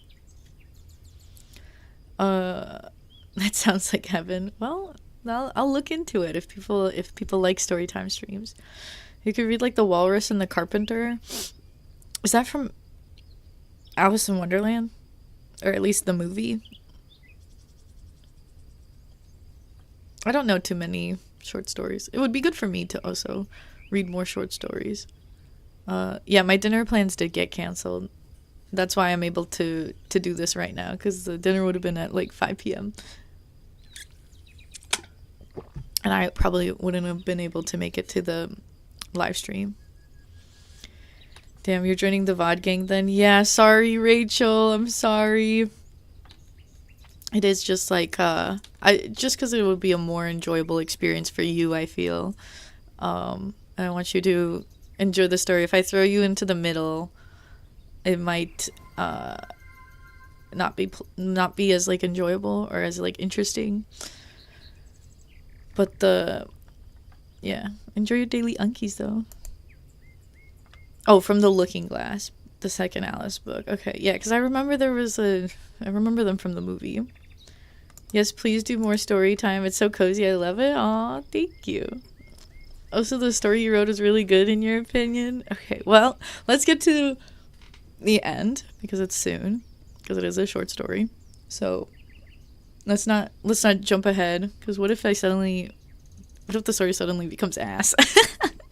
I say that because the very first 2 chapters I've probably done more proofreads and edits through, while these last 2 chapters are a little less polished and are definitely feel a lot more like a first draft. So We'll see. We'll see how y'all feel. Okay. Into chapter 3.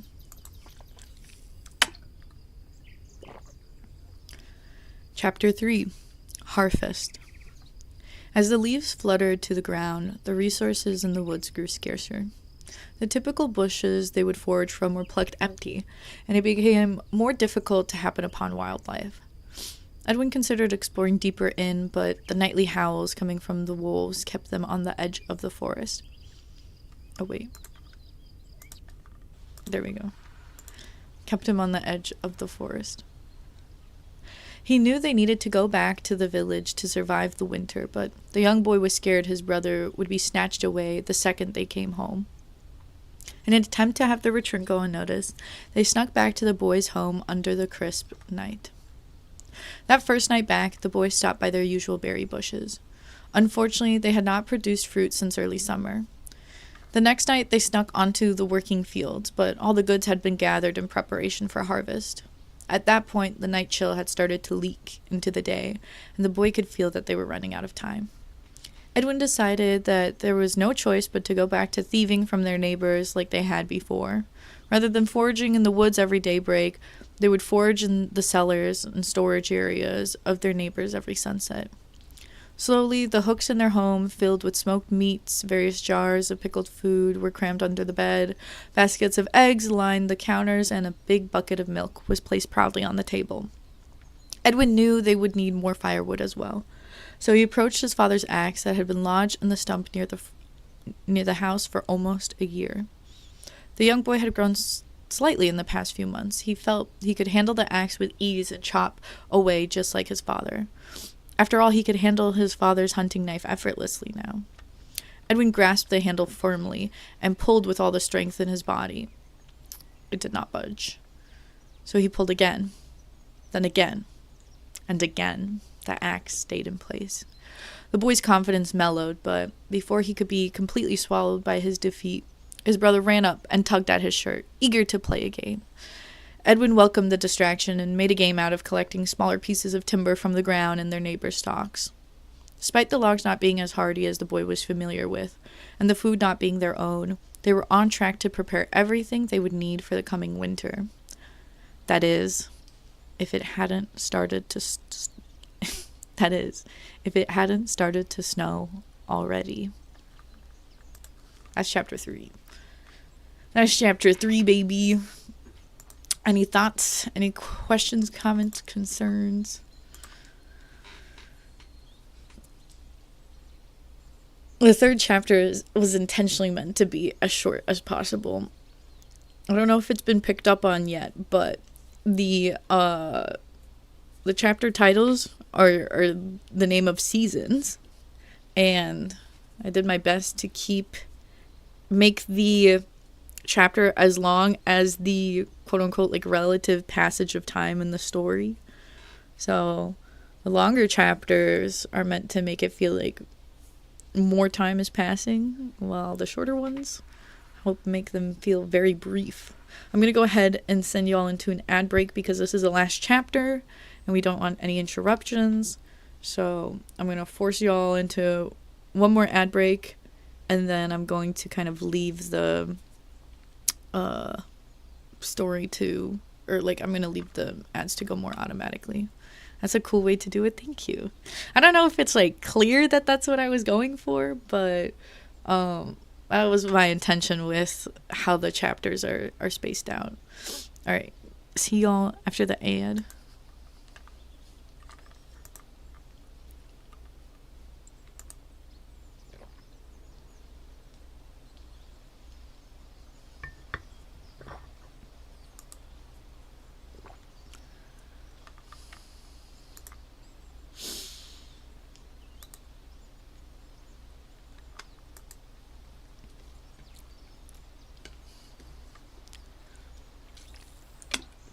Since I have one viewer over on YouTube. Whoever you are on YouTube, hi. I hope you're enjoying as well.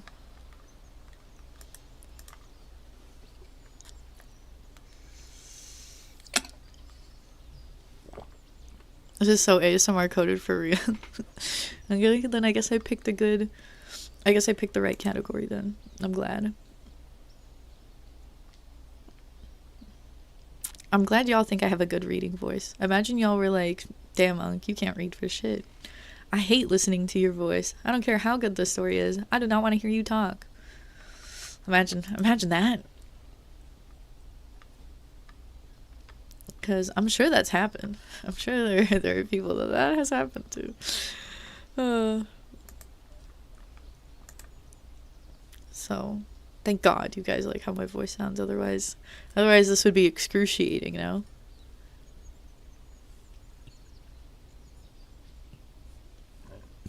I'm getting so burpy because I'm having tea. This tea that I'm having is like, it's good, but it dries out my mouth, even though it tastes amazing. Your reading is nice and relaxing. Thank you, Shadow. Thank you. And thank you for the hydrate lawn. Oh, this tea tastes so good. It's just like English breakfast with sugar in it. But I love how it tastes. And I want to keep drinking it. And then every time I take a sip, it dries out my mouth.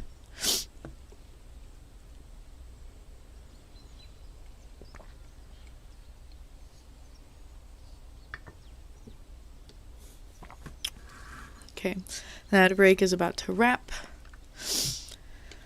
Once it does, we'll be moving into the final chapter. I'm getting nervous.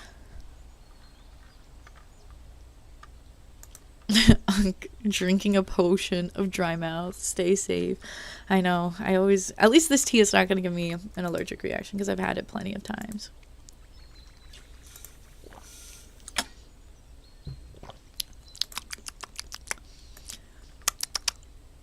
I'm practicing ASMR sounds. Okay. Are we ready? It is time for the final chapter. Get ready! Okay. Ooh, I'm nervous. Okay, alright. Final chapter. Winter. Wait. Winter. Winter came like a punch in the face. Leaves were still on the trees when a blanket of snow plummeted from the sky. Initially, the boy attempted to venture out to continue stocking food and firewood, but he had outgrown his old winter clothes and had no one to make him new ones. The unbelievable power from the wind alone would freeze them to the core. The strength of the gale left Edwin unable to force the front door open. They were left with no choice but to hunker down and survive with what they had. The blizzard was fierce. At first, the boy was happy that the snow and cold delayed the shepherd's inevitable visit, as no one would dare to brave this ferocious storm and leave their homes. Edwin felt they had stocked more than enough goods, since it was just the two of them. If they needed more to eat, eventually they could go out and steal some more or hunt once the blizzard calmed down. And so they would eat whenever they were hungry. Anytime the lamb would bleat, the boy would feed his brother something yummy. The cracks in the roof that his father didn't get around to fixing were a blessing in disguise. As the snow melted in and dropped down, it collected as fresh water in wooden buckets. Stuck inside, Edwin did his best to keep his brother entertained by playing games and acting out stories as he told them. Before sleeping, the boy would strengthen the fire with some bigger logs. He would awake every 3 to 4 hours to add in more timber, as the fire would dwindle and the heat struggled to reach them in the bed. Despite having to constantly feed the fire and his brother, the young boys were plenty comfortable and kept each other amused.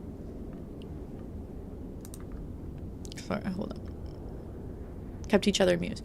After a handful of days, the home had started to reek. The unrelenting wind and piled snow kept the door stuck in place and the windows frozen shut. The boys could not go outside to relieve themselves nor dump out any excrements. There was no way to hide away the stench in the one-room home. It accumulated in the corner of the home opposite of the bed. The brothers themselves began to stink as they did not have enough water to bathe.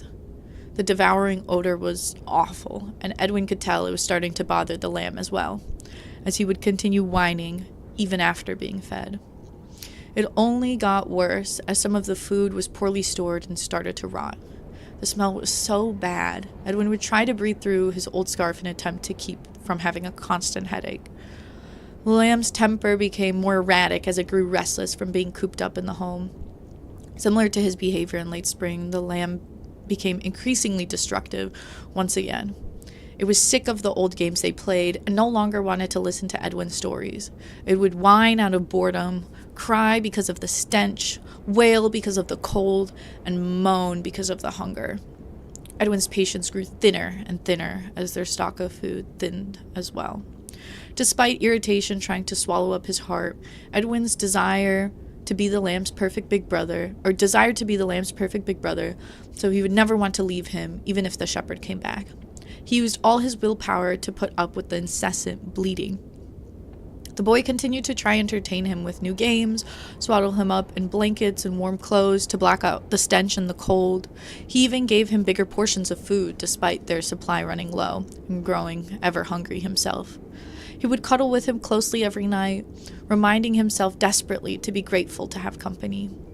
One day, while throwing his daily tantrum, the lamb knocked over one of the water buckets, soaking himself and the day's supply of water. The ice-cold liquid shocked him to the bone, and he let out a piercing squeal. Edwin, who had been trying to nap through the lamb's riot, was jolted awake. Typically, he would coddle the lamb and try to calm it, but an anger he hadn't felt in months shot through his body like fire. He sprang at the creature, and his hands tightly wrapped around its neck. He screamed violently at the lamb while throttling its head. The lamb's head whipped back and forth forcibly. The pressure on its neck kept it from making a sound. Edwin continued to suffocate the poor creature until his limited stamina ran out. His weakened forearms eventually ungrasped its neck, but he continued to huff and puff in fury. The lamb scrambled away underneath the bed and whimpered in fear. Edwin picked up the emptied water bucket and hurled it across the home while letting out a yell. The rage in his body was not satiated. Edwin picked up the bucket again and flung it even harder, so hard that it cracked, but the boy didn't care, and threw it again and again. He seethed and gripped it even harder before crashing it directly into the pathetic fire, effectively extinguishing it. The boy's head started to pound. He fell to the ground and cried out from the pain of his searing headache. His stomach groaned, adding to the mounting agony the boy felt in his body. The lamb fell silent for the first time in days, carefully watching over Edwin's anguish from his hiding place. The pain slowly turned into a dull ache, and the boy finally came to his senses. He feebly forced his body up into a seated position and scanned his surroundings for the lamb.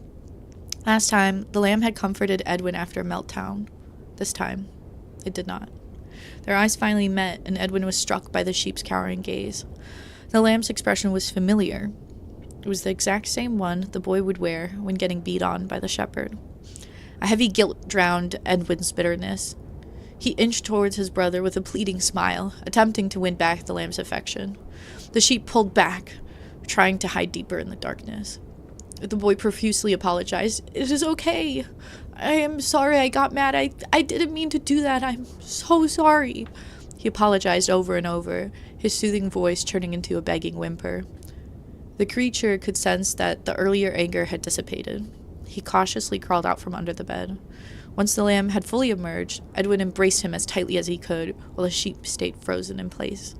The boy buried his face into the lamb's neck, sobbing into the matted and dingy wool. The cruel blizzard did not alleviate. Rather, it grew in strength. The days turned into weeks. A month had passed. Edwin had no idea when the storm would calm, so he attempted to ration the few bits of food that were left. This meant that the boys were barely eating. Edwin would allow the lamb only a few bites before taking a few himself. They would occasionally go a day without eating anything at all. The gnawing pains in their stomachs never fully went away. The lamb's incessant whining started back up again.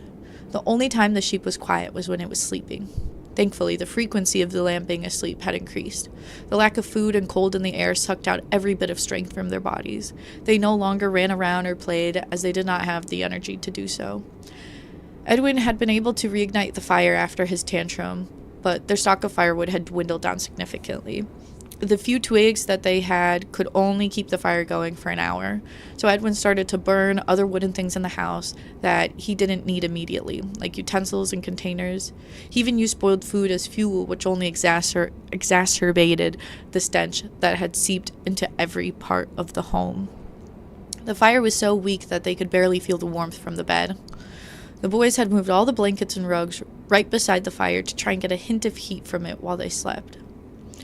When they would huddle into one another as closely as possible to sleep, Edwin would be reminded of the night they first met. It was so scary not knowing if they would even wake up the next day, but the memory felt hauntingly peaceful. After that grueling night, the sun came out and the boy was able to go home with a companion he viewed as a savior. The same home that had now become his prison, with a companion that he now viewed as a daily annoyance. Edward would constantly be woken up by the lamb's moans right in his ear. Still feeling the regret from his meltdown, the boy continuously attempted to appease the lamb with soothing pets and kind words, but the words didn't fill its belly, and it continued to whine. It had now been a few days since the two of them ate. The lamb's droning cries were never ending, as was Edwin's headache. He started to feel that the lamb was being selfish. Edwin was oh so hungry and would only eat as much as the lamb did. The lamb would let out its suffering with its perpetual wails, while the boy was forced to keep his own agony to himself.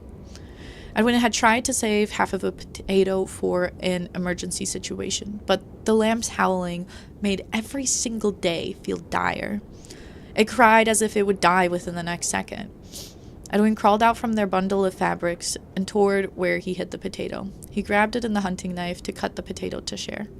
He stumbled back to the lamb and out of habit let it eat first. With no hesitation, the sheep scarfed down the whole thing in one bite, all the way to the boy's palm. The boy was in shock. He stared at his empty hand. It was the last bit of food they had, and the lamb didn't even leave a crumb. Anger wanted to swell within him, but he had no energy to rampage. He couldn't even sob or wail like the lamb. Tears just silently dripped from his eyes. All that care he had given that creature, all those fun times he had made for him, all that love he poured into it, for nothing in return. His head and stomach were constantly aching, but now a numb ache in his heart joined them. The boy tucked himself back into the pile of blankets, turned away from the sheep, and let his tears fall. After a couple minutes, the lamb began to cry again. It wanted more food.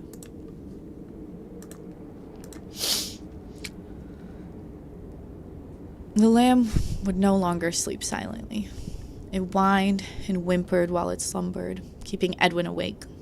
The young boy fiddled with the blade in his hand. He watched the reflection of the wimpish fire dance across the metal.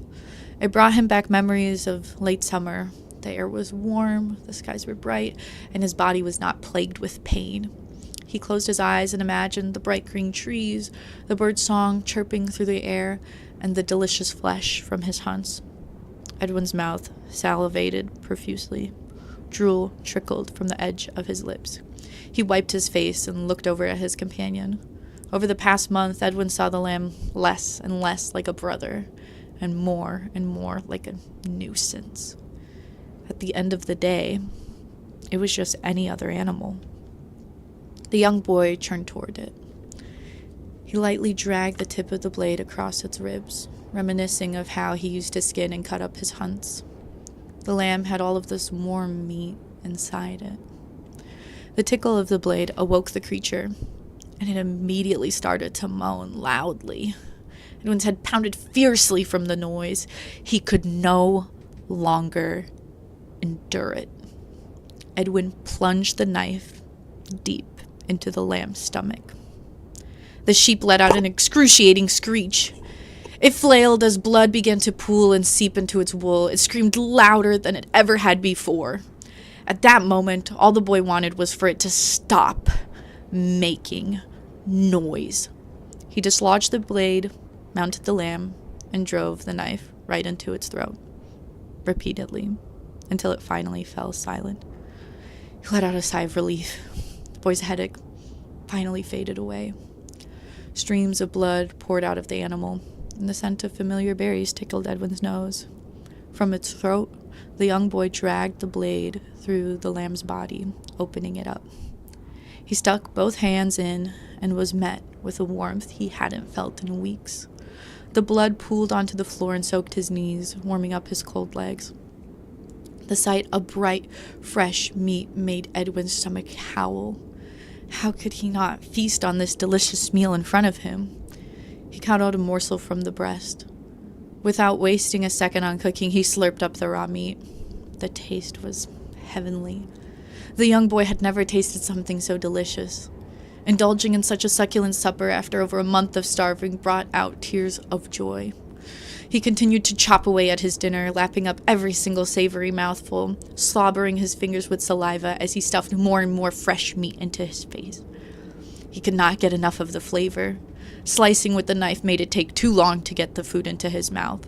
He ultimately abandoned it and started to gorge on the flesh directly with his teeth. The warm blood saturated the wooden floor as Edwin continued to wolf down the lamb until he could not fit any more food in him. The young boy laid back into the blankets with a smile. It had been too long since the last time he slept with a full belly. It was cozy and quiet. Edwin could finally sleep peacefully. He snuggled into the warm carcass and allowed the warmth to soak into his clothes.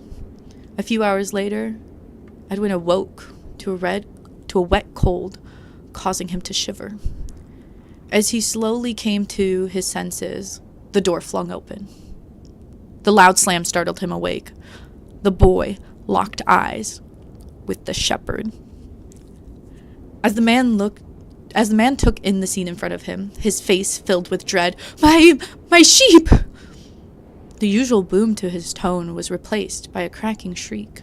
The shepherd lunged at the carcass as tears filled his eyes. What did you do to my sheep? He tenderly lifted the corpse into his arms and hugged it tight. The shepherd gently nestled his masticated head into his arms and rocked back and forth. As he swayed, he mumbled, My sheep, my sheep, my Shiloh, my son, oh God, my boy, my Shiloh.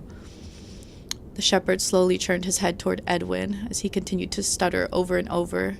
His eyes trailed from the hunting knife on the floor to the boy's blood-soaked clothes, then to the entrails on his collar, and finally looked onto the boy's mouth. What did you do to my son?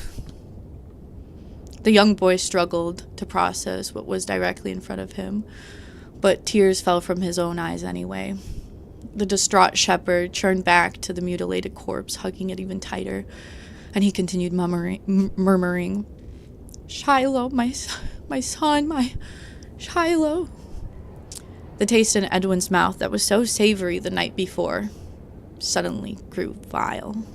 He rubbed his eyes, smearing blood into them. He tried to focus on the body the shepherd was embracing. Through his blurry vision, the young boy recognized a hand missing a few fingers, some intestines spilling out, and a blood-stained vest made of fleece. The end.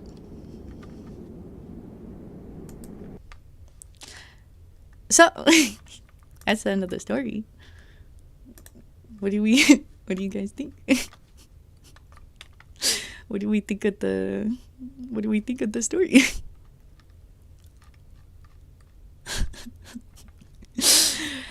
By being like, yay, cannibalism is crazy. For anyone that needs it, hey, extra ending, Edwin woke up and it was all a dream. If you needed that, there's that. But that's the story.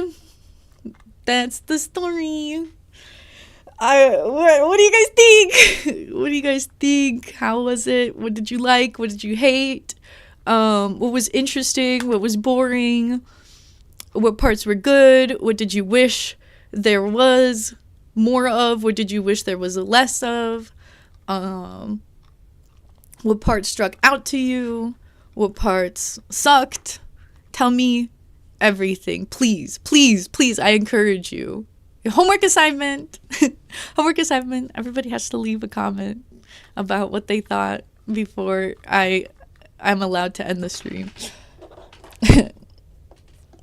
Piping like gay cannibalism. That's why I was like, I can't give a super specific content warning, because if I say content warning animal death, people are gonna go into the story and be like, oh, the lamb's gonna die. And if I did content warning cannibalism, they're gonna be like, oh, something about the lamb is probably not a lamb. Because I kind of intentionally, have you noticed with the title, I intentionally kind of tell you the ending with the title. The boy is a lamb. Was that? Did anyone catch that? Did anyone catch the fact that the title tells you the ending? That was so good. Awesome. Thank you, Shadow. But what about it was good? Please dissect it as much as you can. Tell me what about it was good? What about it was bad? I'm debating about if people are interested and if people are actually going to fill it out. If some of you aren't like comfortable giving your feedback directly and without like you want to be like give me feedback but like anonymously, I'm debating about like putting out like a Google form where you can just be like wait, Lon, if you're gonna leave now, I don't know if you'll be able to.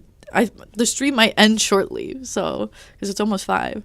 But what I was saying is, I could put out like a survey of sorts, or like a Google Doc for you guys to like give feedback anonymously, so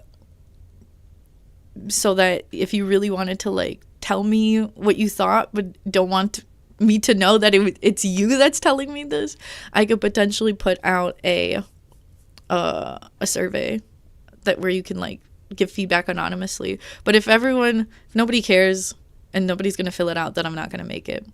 But so feel free to tell me what you think right now. You like it? It's like Doomed, Lord of the Flies, Peter Pan. Those are all very. Isn't Lord of the Flies doomed already? Isn't Peter Pan kind of doomed? Well, it's like those are all very good works of literature, so being compared to that is great. You almost fell asleep when the 4th chapter came, and then the 4th chapter came in. You did expect the sheep to die, even though you didn't want it to, but not like that. You didn't expect the boy to kill it. Did you expect that the sheep was actually a boy? Was that twist too obvious? Because I tried to make it, like, I tried to put in odd moments where the boy is interacting with the sheep, and you're like, wait, why would the sheep be doing that? Like, that doesn't really sound like a lamb, but like not enough for you to be like, that's not a lamb. Like, I think it's pretty clear that the lamb is gonna get eaten, but you're like pretty sure, not like 110%, but you're like, yeah, that's probably what's gonna happen. So the twist was meant to be more like that the lamb is a boy, where it's like, oh yeah, like you're kind of expecting it for that to happen, but you're not sure how it's gonna happen or exactly why or exactly when. My dad was being like, oh, either the shepherd is going to hurt the boy and take the lamb, or the shepherd is going to hurt the lamb, or the boy is going to hurt the lamb, or the lamb is going to die in some way. But he didn't guess that the lamb ended up being a boy. Was that obvious that the lamb is actually just like the shepherd's like small child? I wanted to make it so that it's like you get to the ending and you're like, oh my god. So then you want to kind of like go back and read back through certain parts and be like, oh, this is like, this part now makes more sense. Now that I know that the lamb is actually like a child, these other parts of the story now make more sense. That's kind of the what I was going for. You liked the story. You liked that the sheep was doing shit that a sheep wouldn't do. It made it perplexing. Okay, so you could pick up that it's like, why is lamb eating meat? Why is it like crying all the time? I don't know if that's what a lamb would do. Or like, I don't know why it's like always wanting to play games. So I wanted to make it, I hope it wasn't too obvious that it was not a lamb. So I hope it was like clear that it's I wanted to make it clear that it was like or I wanted to make it so that it was like you would think it's a lamb and you wouldn't immediately think it's a boy, but then once I reveal that it's a boy, it's like, oh, well, that kind of makes more sense now. Why the shepherd wanted the lamb so badly. Like, why was he coming and harassing the boy so bad for just like one lamb? I mean, I guess it's like his livestock, but then it's like it seems like a little too much. And then you find out it's like his son. So the idea is like, oh, well, he's like, fine, this is summertime. This kid's whole family died. So I'll let him taken care of, or like my son is being taken care of. So I'll just leave him to play around through the summer, and then I'll come get him before the winter. But then the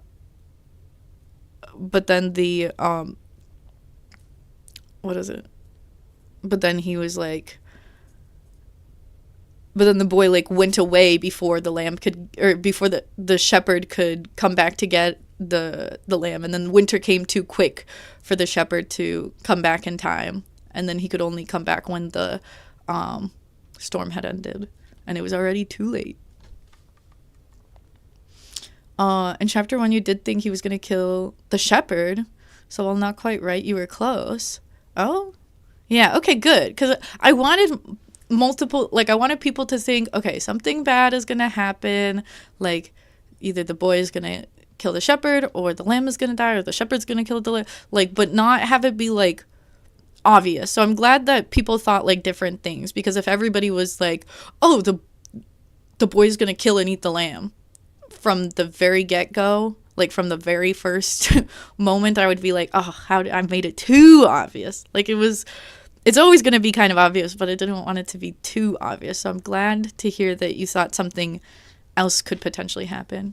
It was really well written. It definitely reads as one of those short stories that the end hits well and ties together so well in it subtly when you look back at the details that are more easily overlooked. Perfect. Shadow, I'm so glad you said that, because that's exactly what I'm like trying to go for, where it's like the end is what gives it its punch. That's why I was so worried about it being too boring, because the beginning is kind of like drawn out, but I'm trying to like build up the relationship between the boy and the quote unquote lamb.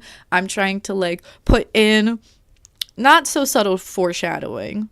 I don't know. I'm sure that when he like licked the lamb's blood after accidentally accidentally cutting him, I think that's a point where a lot of people were like, I would expect a lot of people to be like, the lamb's a goner. It's over. It's over for the lamb. But I do want it to make it something where it's like, oh, now I want to read back through it and like read it again, now knowing that the lamb is a child and seeing how the story feels.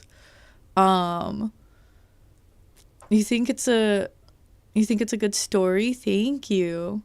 Okay, maybe you did catch. Oh, here's serendipity. We did reach the end, and we are talking about major spoilers right now and kind of discussing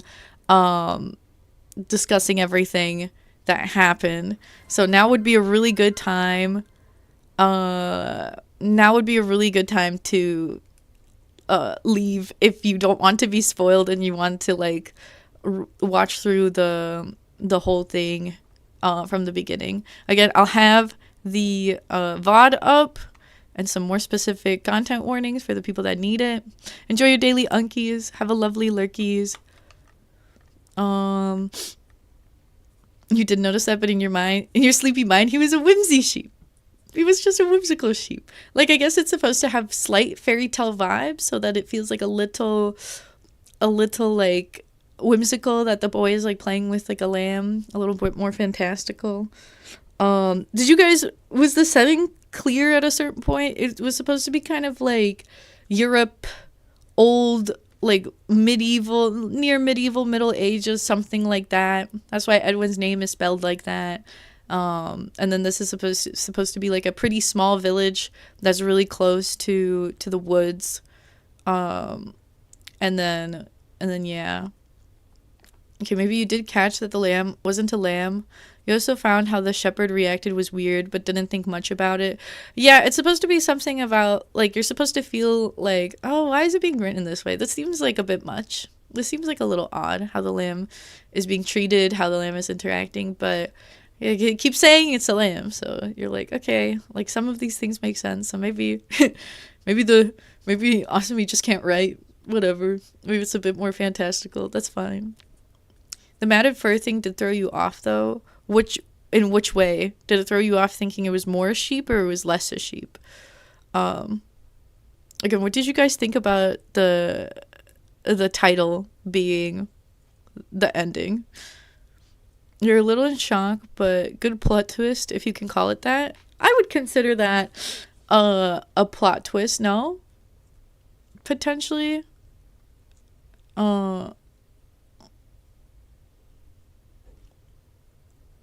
That I feel like that's a plot twist.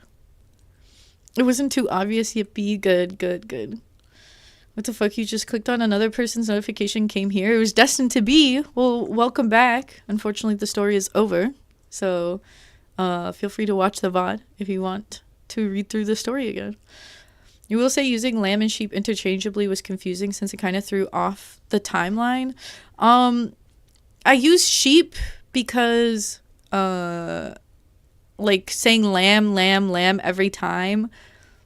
I could say like the young sheep because it is a lamb the whole time. The timeline is supposed to be chronological, so there's no like going back and forth. I guess that using sheep implies that it's like older, but it's also, I'm just using it like generally because it's, if I said the lamb, so I'm like the lamb, the woolly companion, his brother, like trying to use a few other words, and using sheep interchangeably, I hope made you realize that it's just being like, it's being used generally. If you're being honest, in the beginning you were like, when he stayed with the sheep, you're like, oh god, he's going to kill that sheep later. Well, it's kind of supposed to like I'm expecting people to think that. So the plot twist, the big twist isn't supposed to be he eats the lamb, because you're like, okay, we were kind of going there and the tension was building towards that. The twist was supposed to be, oh my god, it's not a lamb. If you physically had the story, you'd be rereading it multiple times. Aw, thank you, Shadow. More sheep because you were wondering about the wool conditions if it were a sheep. Yeah, it's matted wool because, again, he's the son of the shepherd, so his clothes are made out of wool, and like the main thing that he's like wearing is like, because at the beginning it says like the wool locks curled around his fingers. It's because he's wearing like a fleece vest. Yeah, I know sheep kind of implies adult, or does imply adult. It is adult, but it's like I don't have another good word for it. And the transition at the end from sheep to son and sheep to Shiloh is a bit more clear. And I hope at like a certain point with me using it interchangeably and the story going like chronologically, it's clear that it's just kind of like being like general, because occasionally you can refer to a lamb as a sheep, but you can't refer to a sheep as a lamb. So I was hoping that sort of implied that it's just kind of being used more interchangeably, and that it isn't that it is still young. Yeah, but you don't want to use woolly companion too, because that's a mouthful. I'll have to think on that. I'll keep that in mind. Again, this is still the first draft, so if you have any like suggestions on like big changes too, I'm happy to hear them. If you're like, oh, you should change, like you should add, because there was like this point where I wanted to add into the summer chapter the lamb getting attacked by a weasel and the boy like protecting the lamb from it and by like killing it, but the summer chapter was getting way too long and I wasn't sure how necessary it was. So if there's portions you think don't need to go as long or could get cut out or something, maybe find a name closer to lamb than sheep. Yeah, but the reason I went with sheep and the shepherd is going like, "Where's my sheep?" is because sheep sounds more like sun with the sound. Um, him being like, "Where's my lamb?" Or like coming in and being, "Where's my," like, let's say if he has like an L name. I can't think of an L name right now. I'm thinking like Larry. So I was like, "Where's my Larry?" Doesn't make as much sense. Imagine you visualize all the story while you were reading, and now it's like at the end of a movie, the truth is revealed, and you see the boy instead of the sheep and all the sceneries, like a flashback. What do you mean it was good? Kept you interested the whole time? Oh, I'm glad. Because I was really worried about it feeling drawn out and boring and like spending too much describing certain parts. But I hope it felt that all the parts that were described were necessary.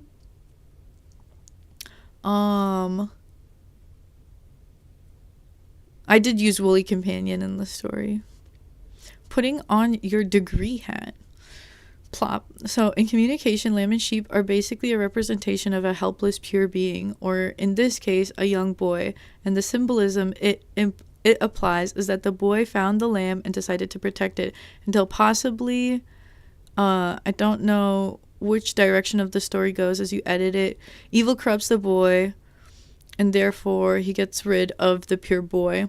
A little bit, yeah. They're supposed to show like little hints of corruption throughout the story with like Edwin being like, he was taught not to lie, but then he lies for the first time to keep the lamb with him selfishly, because obviously like the boy's father can take better care of him than Edwin because he's still just a kid, but he like selfishly wants to keep a companion, so he lies for the first time.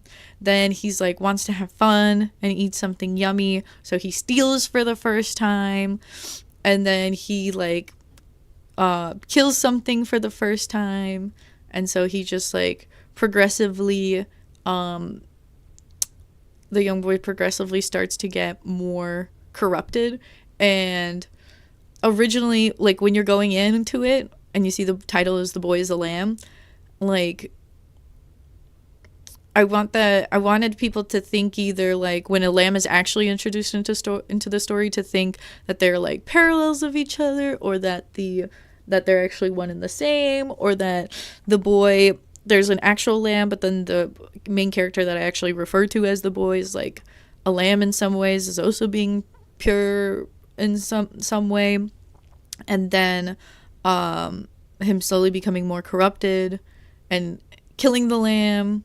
Maybe if you really wanted to get like into it, you could almost see it metaphorically too, where the boy killing the lamb is the way of like, is also him like fully getting rid of and consuming his pure self that is now like now it is dead. I don't know. So you could get metaphorical with it too, where the actual lamb is a boy, but then also the young boy that is the lamb is also a representation of Edwin's pure self and him corrupting it by like, you know, making him doing like playing these, getting him to also steal with him and also hide from the shepherd and stuff, kind of.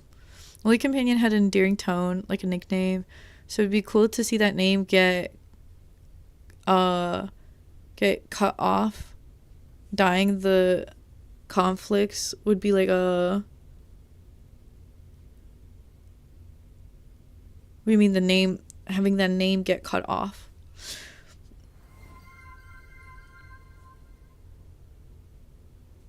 Do sheep have alternative names like donkey has Jenny or kangaroo has Joey? I don't think so. I don't know if there's another short word for lamb. Also, SB, hi. Hello.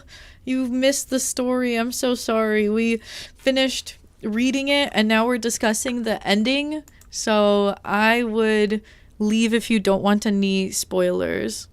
So I think I would highly recommend leaving and coming back for the VOD because I can't say that that there won't be there. I will be discussing heavy spoilers, so I would say you should probably dip if you don't want to be spoiled, or lurk, or mute, or something like that. But thank you for popping in. Enjoy your daily unkies. Ram and you are sex terms for the sheep. But doesn't, like, if I use ram, wouldn't that also imply that it was grown? Or no? I know you said you had the name Edwin, or however you spell it, to indicate the times, but your dumbass went, oh, Edwin, because he's, like, gonna win something. I mean, yeah. He won something. Yeah? No? I don't know. But I tried to I'm imagining more like old English, old medieval, like an old medieval village. So Edwine would be how maybe you would read it, Edwine. And then they would probably have some sort of accent, but I didn't want to get too wrapped up on trying to perfect an accent, so I just didn't do one. Have you ever seen Grand Canyon, the movie, full of events and such symbolism? I don't think I've heard of it. It was a crazy movie. You wish you never saw it. Oh. Really just popped in and stayed for this. Anyways, have fun with the rest of the stream and see you all next time. Bye, SP. Thank you for the stream streak. It's good to see you and thank you for stopping by, popping in. But anyway, that is also for adults. Yeah, that's what I thought. So that's why I'm just like, use sheep and lamb interchangeably enough to the point that I hope people would just be like, oh, okay, so it's still young. I could say like the young sheep, or something like that. Because like, what ages were you imagining the boy and the lamb to be throughout the story? Like, what maturity level, based off of what I said in the story, like, how old did you think they were? Please, again, give as much feedback as you are willing.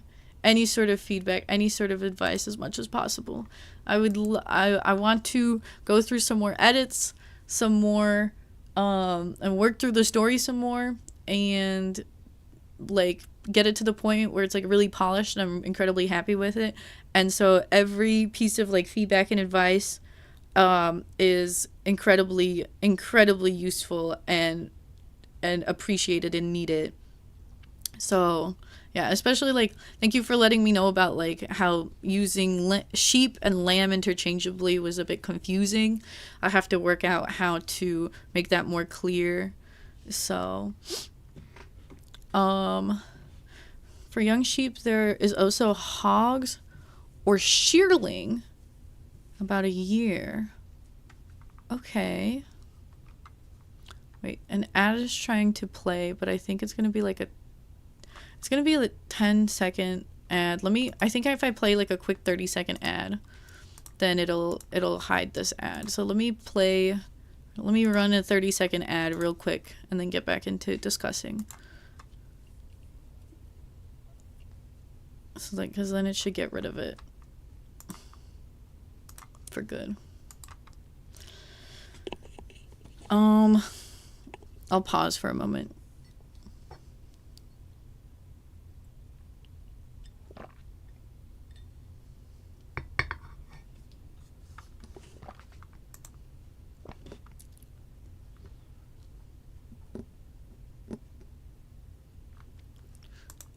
I'm trying to think what else I can ask.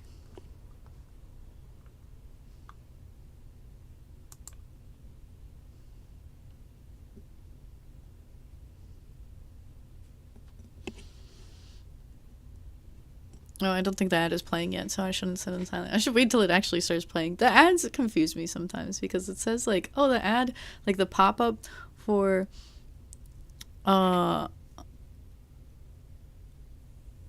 the pop-up for the ads, it says like, oh, an ad is about to play, and then it doesn't start right away. And then it's like, oh, it's gonna start soon. So then you're like, don't know how much time until the ad actually plays. It's really confusing. All right. For young sheep, there's also hogs and shearling. Because by a year, because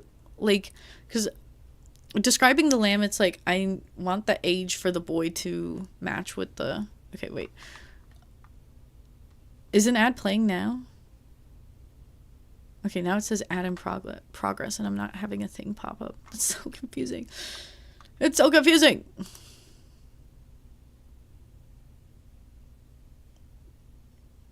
Ad in progress. I already left the ad. Okay. So going back to the age discussion. Let's see. You assumed the lamb was pretty young and the boy was maybe 7 or 8. Boy 10, sheep 8. The boy is like 7, 8. And the lamb as a lamb is about 1 to 2. As a boy, like 4. Okay, maybe 5, 6. Speculating any year below 10 for the boy. You saw them as young. The way you said sheep didn't indicate to you that it was mature being, because the way the boy sheep acted was not like an adult. By 10, he would have been on hunts, so that's why you don't think he had reached that age. By 2, a sheep is adult once they have been shown. Yeah, so I think Pi is kind of the closest. The boy is supposed to be like less than 10. I was imagining him somewhere between 8 or 9. Maybe 7 at the youngest. And then because he's still like able to like handle a knife and you know, has started to learn some responsibilities, like he can set a fire and like helps with cooking sometimes. So he's like old enough to be slightly capable of at some things, but not like fully experienced. And then I was imagining the lamb as a lamb to be like 1 to 2 years old, like maybe only like a year old, while the lamb as a boy, as like a kid, I was imagining being like 3 to 4. It's like he's still basically like a toddler. That's why he's just like always wanting to play a bunch of like games, and is like doesn't really like, that's why he's like not talking much, because he can't really talk because he's still like so young. So he's just like also like what is it, like when he didn't like the berries, he just kind of spit it out. When he just wants to play all the time, and he just like runs around and throws tantrums. And I wanted to make that kind of clear by the end, with him like crying all the time at the end of the story, because I was trying to just like imagine like a toddler just like crying and like complaining because he's bored and hungry. Like, what would a little kid do? They would just like cry all the time and make a bunch of noise. And Edwin still being a kid, not having like the temperance and the patience to deal with it. The part with him like kind of like attacking the sheep before he killed it was something I added in quite late, and I don't know if it's like necessary, because it's like I wanted to be like, why would he care for the lamb so much towards the end when he's already so hungry? So I was like, what if there's like a scene where he like lashes out and then is like feels really guilty about it, and so he like tries really hard to put extra care into it, even though he's like already hungry and like desperate and whatnot. Why would he do that? And I was like, maybe because of like guilt from crashing out earlier, potentially. I don't know. I don't mean this in a mean way at all, but if you're serious about wanting critiques, you'd suggest maybe using some more descriptive language. A line that struck out to you was something about green leaves turning orange and red stuff. Like that, you could maybe use some bigger words. Yeah, like I do know that like occasionally some of the parts that I read through felt like really weak. I think I'm pretty satisfied with the first chapter, because that's again the one I read through the most and did the most edits to. And I feel like with each edit, it felt like it was like becoming stronger and stronger and clearer. But then towards the end, that's why I was like worried. I was like, the last two chapters might feel pretty weak in comparison, which I was a little like worried about sharing, because it's like, you don't want to have a weak ending. Like, you don't want it to like have a strong start and then like end weakly. So I was like worried about like sharing it now, but I was like, it's done. I was just focused on getting all the thoughts down clearly. I definitely want to go back through the last two chapters and like work on the wording and like how I illustrate certain things happening better, because I feel like the first two chapters do a better job at having some moments that are like more like visual and more like interesting and doing more of the show and don't tell. And then by the last two chapters, it's a lot more kind of like, he did this and then he did that and then this happened and that happened. But I was just trying to get it done at that point. So I definitely will proofread a lot more, try to put together some stronger sentences. The lamb is a lamb would have been born in the winter, a winter or spring. Well, then you can imagine it. Well, it's like still kind of like a boy, so it doesn't have to be super accurate to a lamb. So we could, because it's kind of like a metaphor. So, or not a metaphor, but like a. Why did you guys think the boy saw the other boy as a lamb? How do you guys interpret that? Did it seem like he thought it was a lamb the whole time, or it's just like an unreliable narrator situation, or like, would you guys, would he like see it as a lamb in the first place? Like, what made you think, what do you guys think about that? You were able to touch dinner. Hell yeah. Hell yeah. Welcome back, Lon. Please type up some paragraphs of feedback. I want to hear it all. What you loved, what you hated. I'm stalling as much as I can, just in case there's somebody that wants to type up a paragraph. Trauma break, maybe. Hungry as the reasoning is pretty good. Wait, let me change categories. Let's go to just chatting. Yeah, to anybody, did it make it seem like he thought it was a lamb the whole time? I don't think that's what anybody's thinking. Like, in my mind, I was trying to put it together like he started to see the boy as a lamb during like the winter chapter as he was getting hungrier and it was annoying him more and more. And so like that part where he was like, oh, it's just another animal, it's like him being like, a human is technically just another animal. And when he has that thought, that's when he, like, in his mind, to justify eating him, he starts to see him as a lamb. But like to keep Human Thing, what the, oh, okay, well, your name is Human Thing. I hope you mean love humans just like in general and not in a bizarre way. What was I gonna say? That threw me off so much.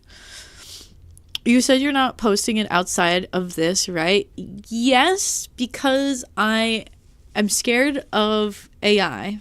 And my dad would make this joke, being like, oh, I'm gonna type it into AI and make it better. And I know he's like joking, but there's people like that will just kind of that will just be like, oh, I have access to this now, so I'm gonna copy and paste it, and like edit it with AI. Or my dad really likes to rage bait me, so he knows my stance on AI, and he was just like trying to tease and rage bait. So but it's like, because of that concern, I wanted to put it out, like make a Google Doc like share it into like view only. So if you guys wanted to go back and like read through it and like make some notes on certain parts, I don't know if anybody wants to put all that effort into it, but if anybody does, I would love it.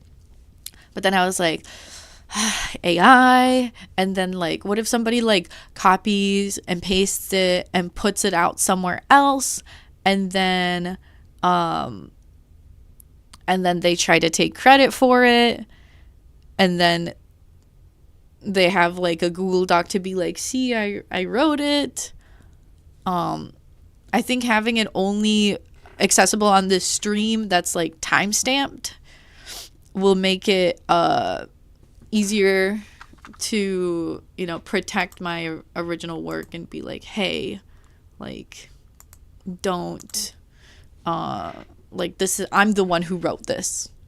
Here's the first like proof of it being out on the internet is through this and whatnot. So that's why I was like, I don't think I'll post it online. As much as I would love you guys to be able to reread it if you want to. Even if someone did that, you having the stream as evidence would be enough to prove you wrote it. Yeah, that's what I was thinking, where I was like, well, I already have the VOD, so maybe I could put it out for people that want to reread it. But then I was like, it's like, but I'm more scared about the AI thing, I feel. I don't know who, but like somebody could come into the server and be like, oh, I'm going to come in just to copy and paste this and edit it up. I don't know. Because anybody could come in since it's a public server. Or like, is it public? Yeah, it's the join link is public. So that's why I'm like, if a lot of people really want to have the story to reread, I don't know what I could do. For now, I'm just going to refer people to the VOD if they want to like re-listen.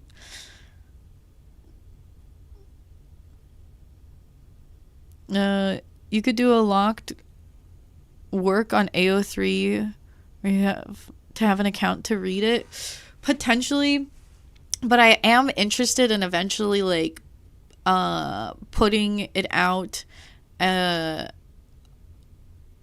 like a like I want to put it into like some zines or whatever, or some short story contests. I'm going to be looking into more of those. So I don't know if like pre-publishing it somewhere else if that hurts my situation in any way, because I'm incredibly unfamiliar. So I don't know. I'm like, would I be okay if like people DM me and they're like, hey, can I reread this, please? And I could send like them a view only link to read through if they wanted to, or comment only if they wanted to, but then they could distribute it to other people. It would only have to be people I really trust, but then I could potentially be betrayed. So I don't know if it's worth like risking it right now. And this is still like the first draft, so maybe once I have like a final draft put together and I am starting to like put it out and submit it to things, I could also like release it to you guys. You think that you'll rewatch the VOD then before you give feedback because some things were happening over here and you were too distracted to properly dissect it? That's fair. Yeah, if anybody wants to do that, I can put together a thread in, I guess, Art Chat, because Art Chat is I think the channel that like suits it the best. So I'll put a thread into Art Chat and make an announcement being like, hey, if you wanted to leave any feedback, didn't get a chance to during the stream, or you like thought of something after rewatching the VOD or have something to say after watching the VOD, please put it into this thread. And I'm going to read through everything.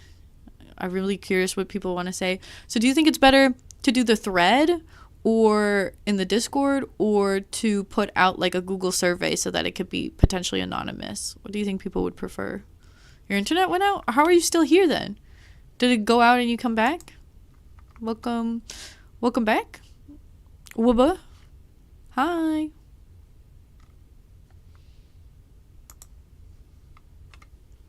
Oh, 5G? Okay. Slay. Human Thing is saying survey. Would a survey be better because people would be willing to be more harsh?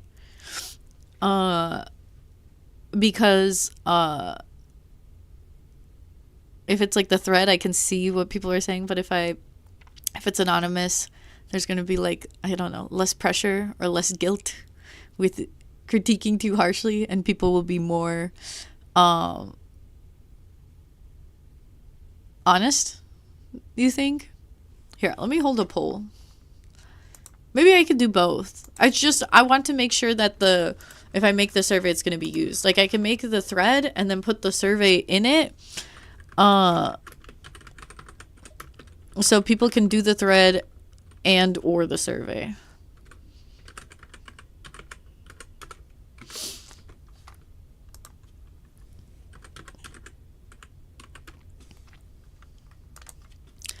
Anon survey. Well, we've reached the end, and I don't know if there's any more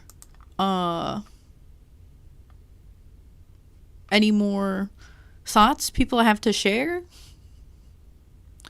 So once the poll runs out in 5 minutes, if nobody else types anything up or has anything they want to say, then I'll go ahead and wrap up stream and then see you guys in like 2.5 hours for some Nikki, if that sounds fun and exciting and good with everybody.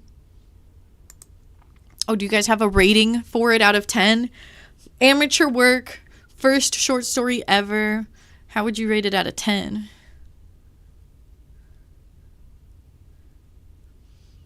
When the boy was eating the lamb, you were giggling? Girl, giggling?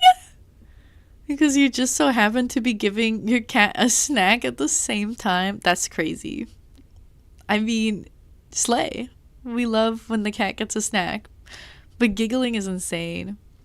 Bro, 7 out of 10 is crazy. Of course. Any chance to throw in a 6 out of 10. But yeah, I hope at least, it seems like you guys at least enjoyed the reading experience.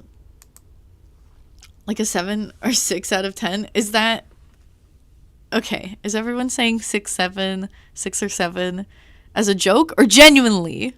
A good 6, 7 out of 10. Like actually 6, 7 out of 10? or are you just 6, 7ing it up? Oh, and then Jay is just saying 6, 7. Not even out of 10. Just throwing that in there also. Did you guys like the sound in the background? Did that add to the vibe? It seemed like people enjoyed the reading experience in general. Tried to make it not 6, 7. Well, that's why I'm like, do you actually mean like 7 or 6 out of 10? Or are you still trying to make the joke? You liked the noise? Yay! I thought it would help make it a little bit more atmospheric, ASMR-y. It seemed like you guys liked how I was reading things. So, again, we can try to do some storytime streams in the future if people like the idea of that. Let's see. I'm trying to see if there's anybody I could raid.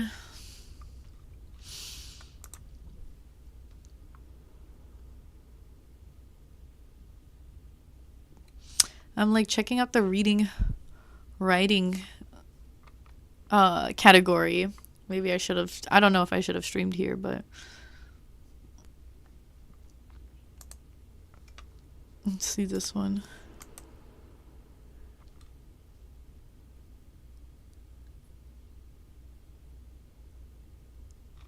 This person's like a person that reads their community stories, so maybe we'll check them out. They're on a BRB right now, so hopefully they'll come back before our poll is over.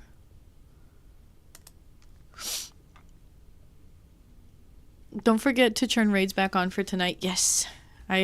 Thank you. I was just thinking about that.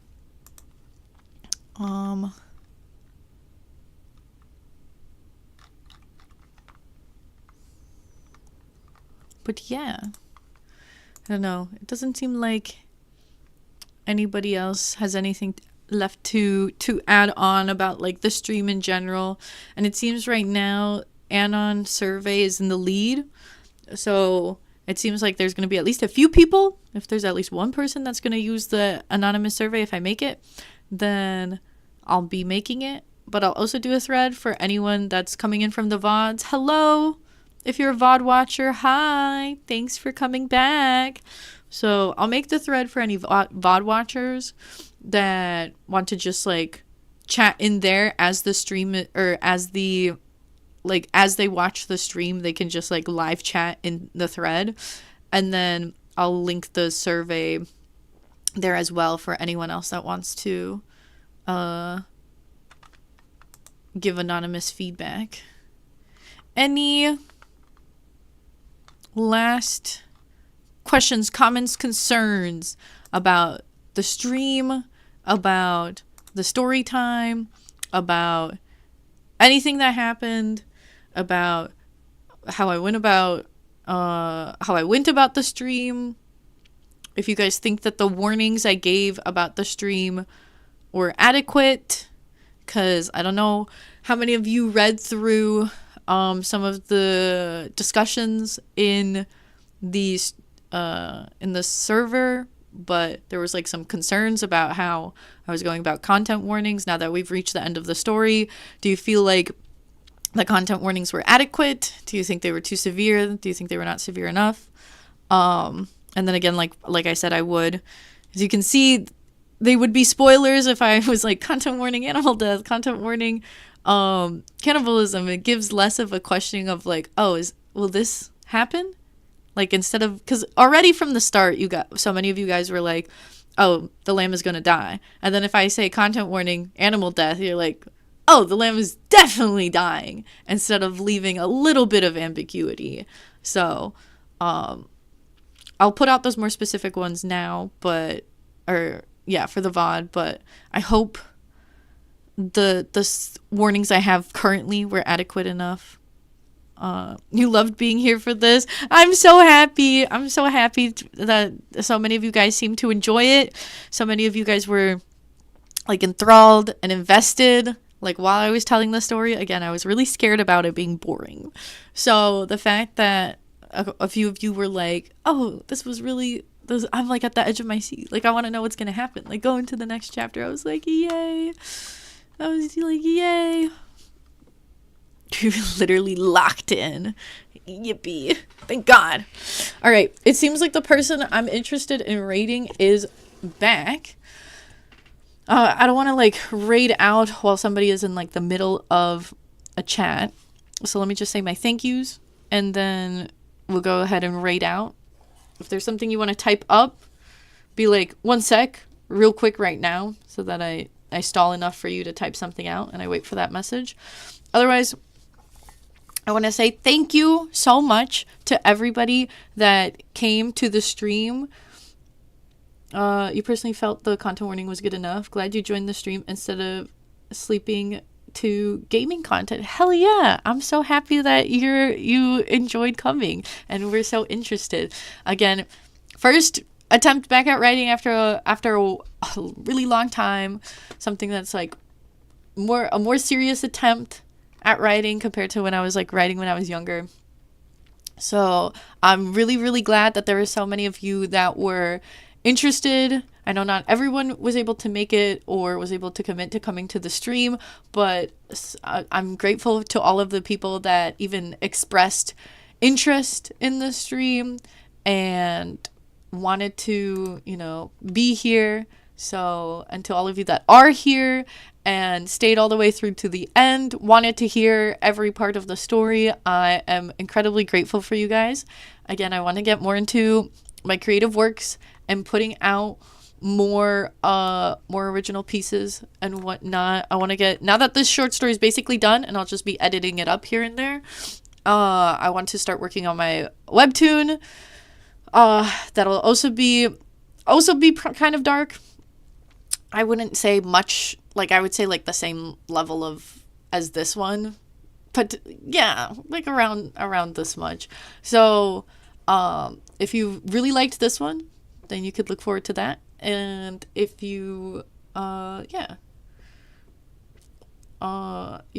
yes, thank you for sharing the story with us, Unky Wunky Poo. Thank you again to all of you for being here. This was great.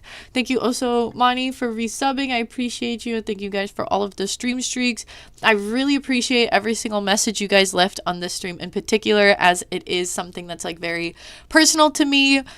The fact that so many people came, even though this isn't a Nikki stream, it's not even a gaming stream, it's just me being like, here's a creative work I want to share. The fact that you guys wanted to come to that, I'm incredibly grateful for.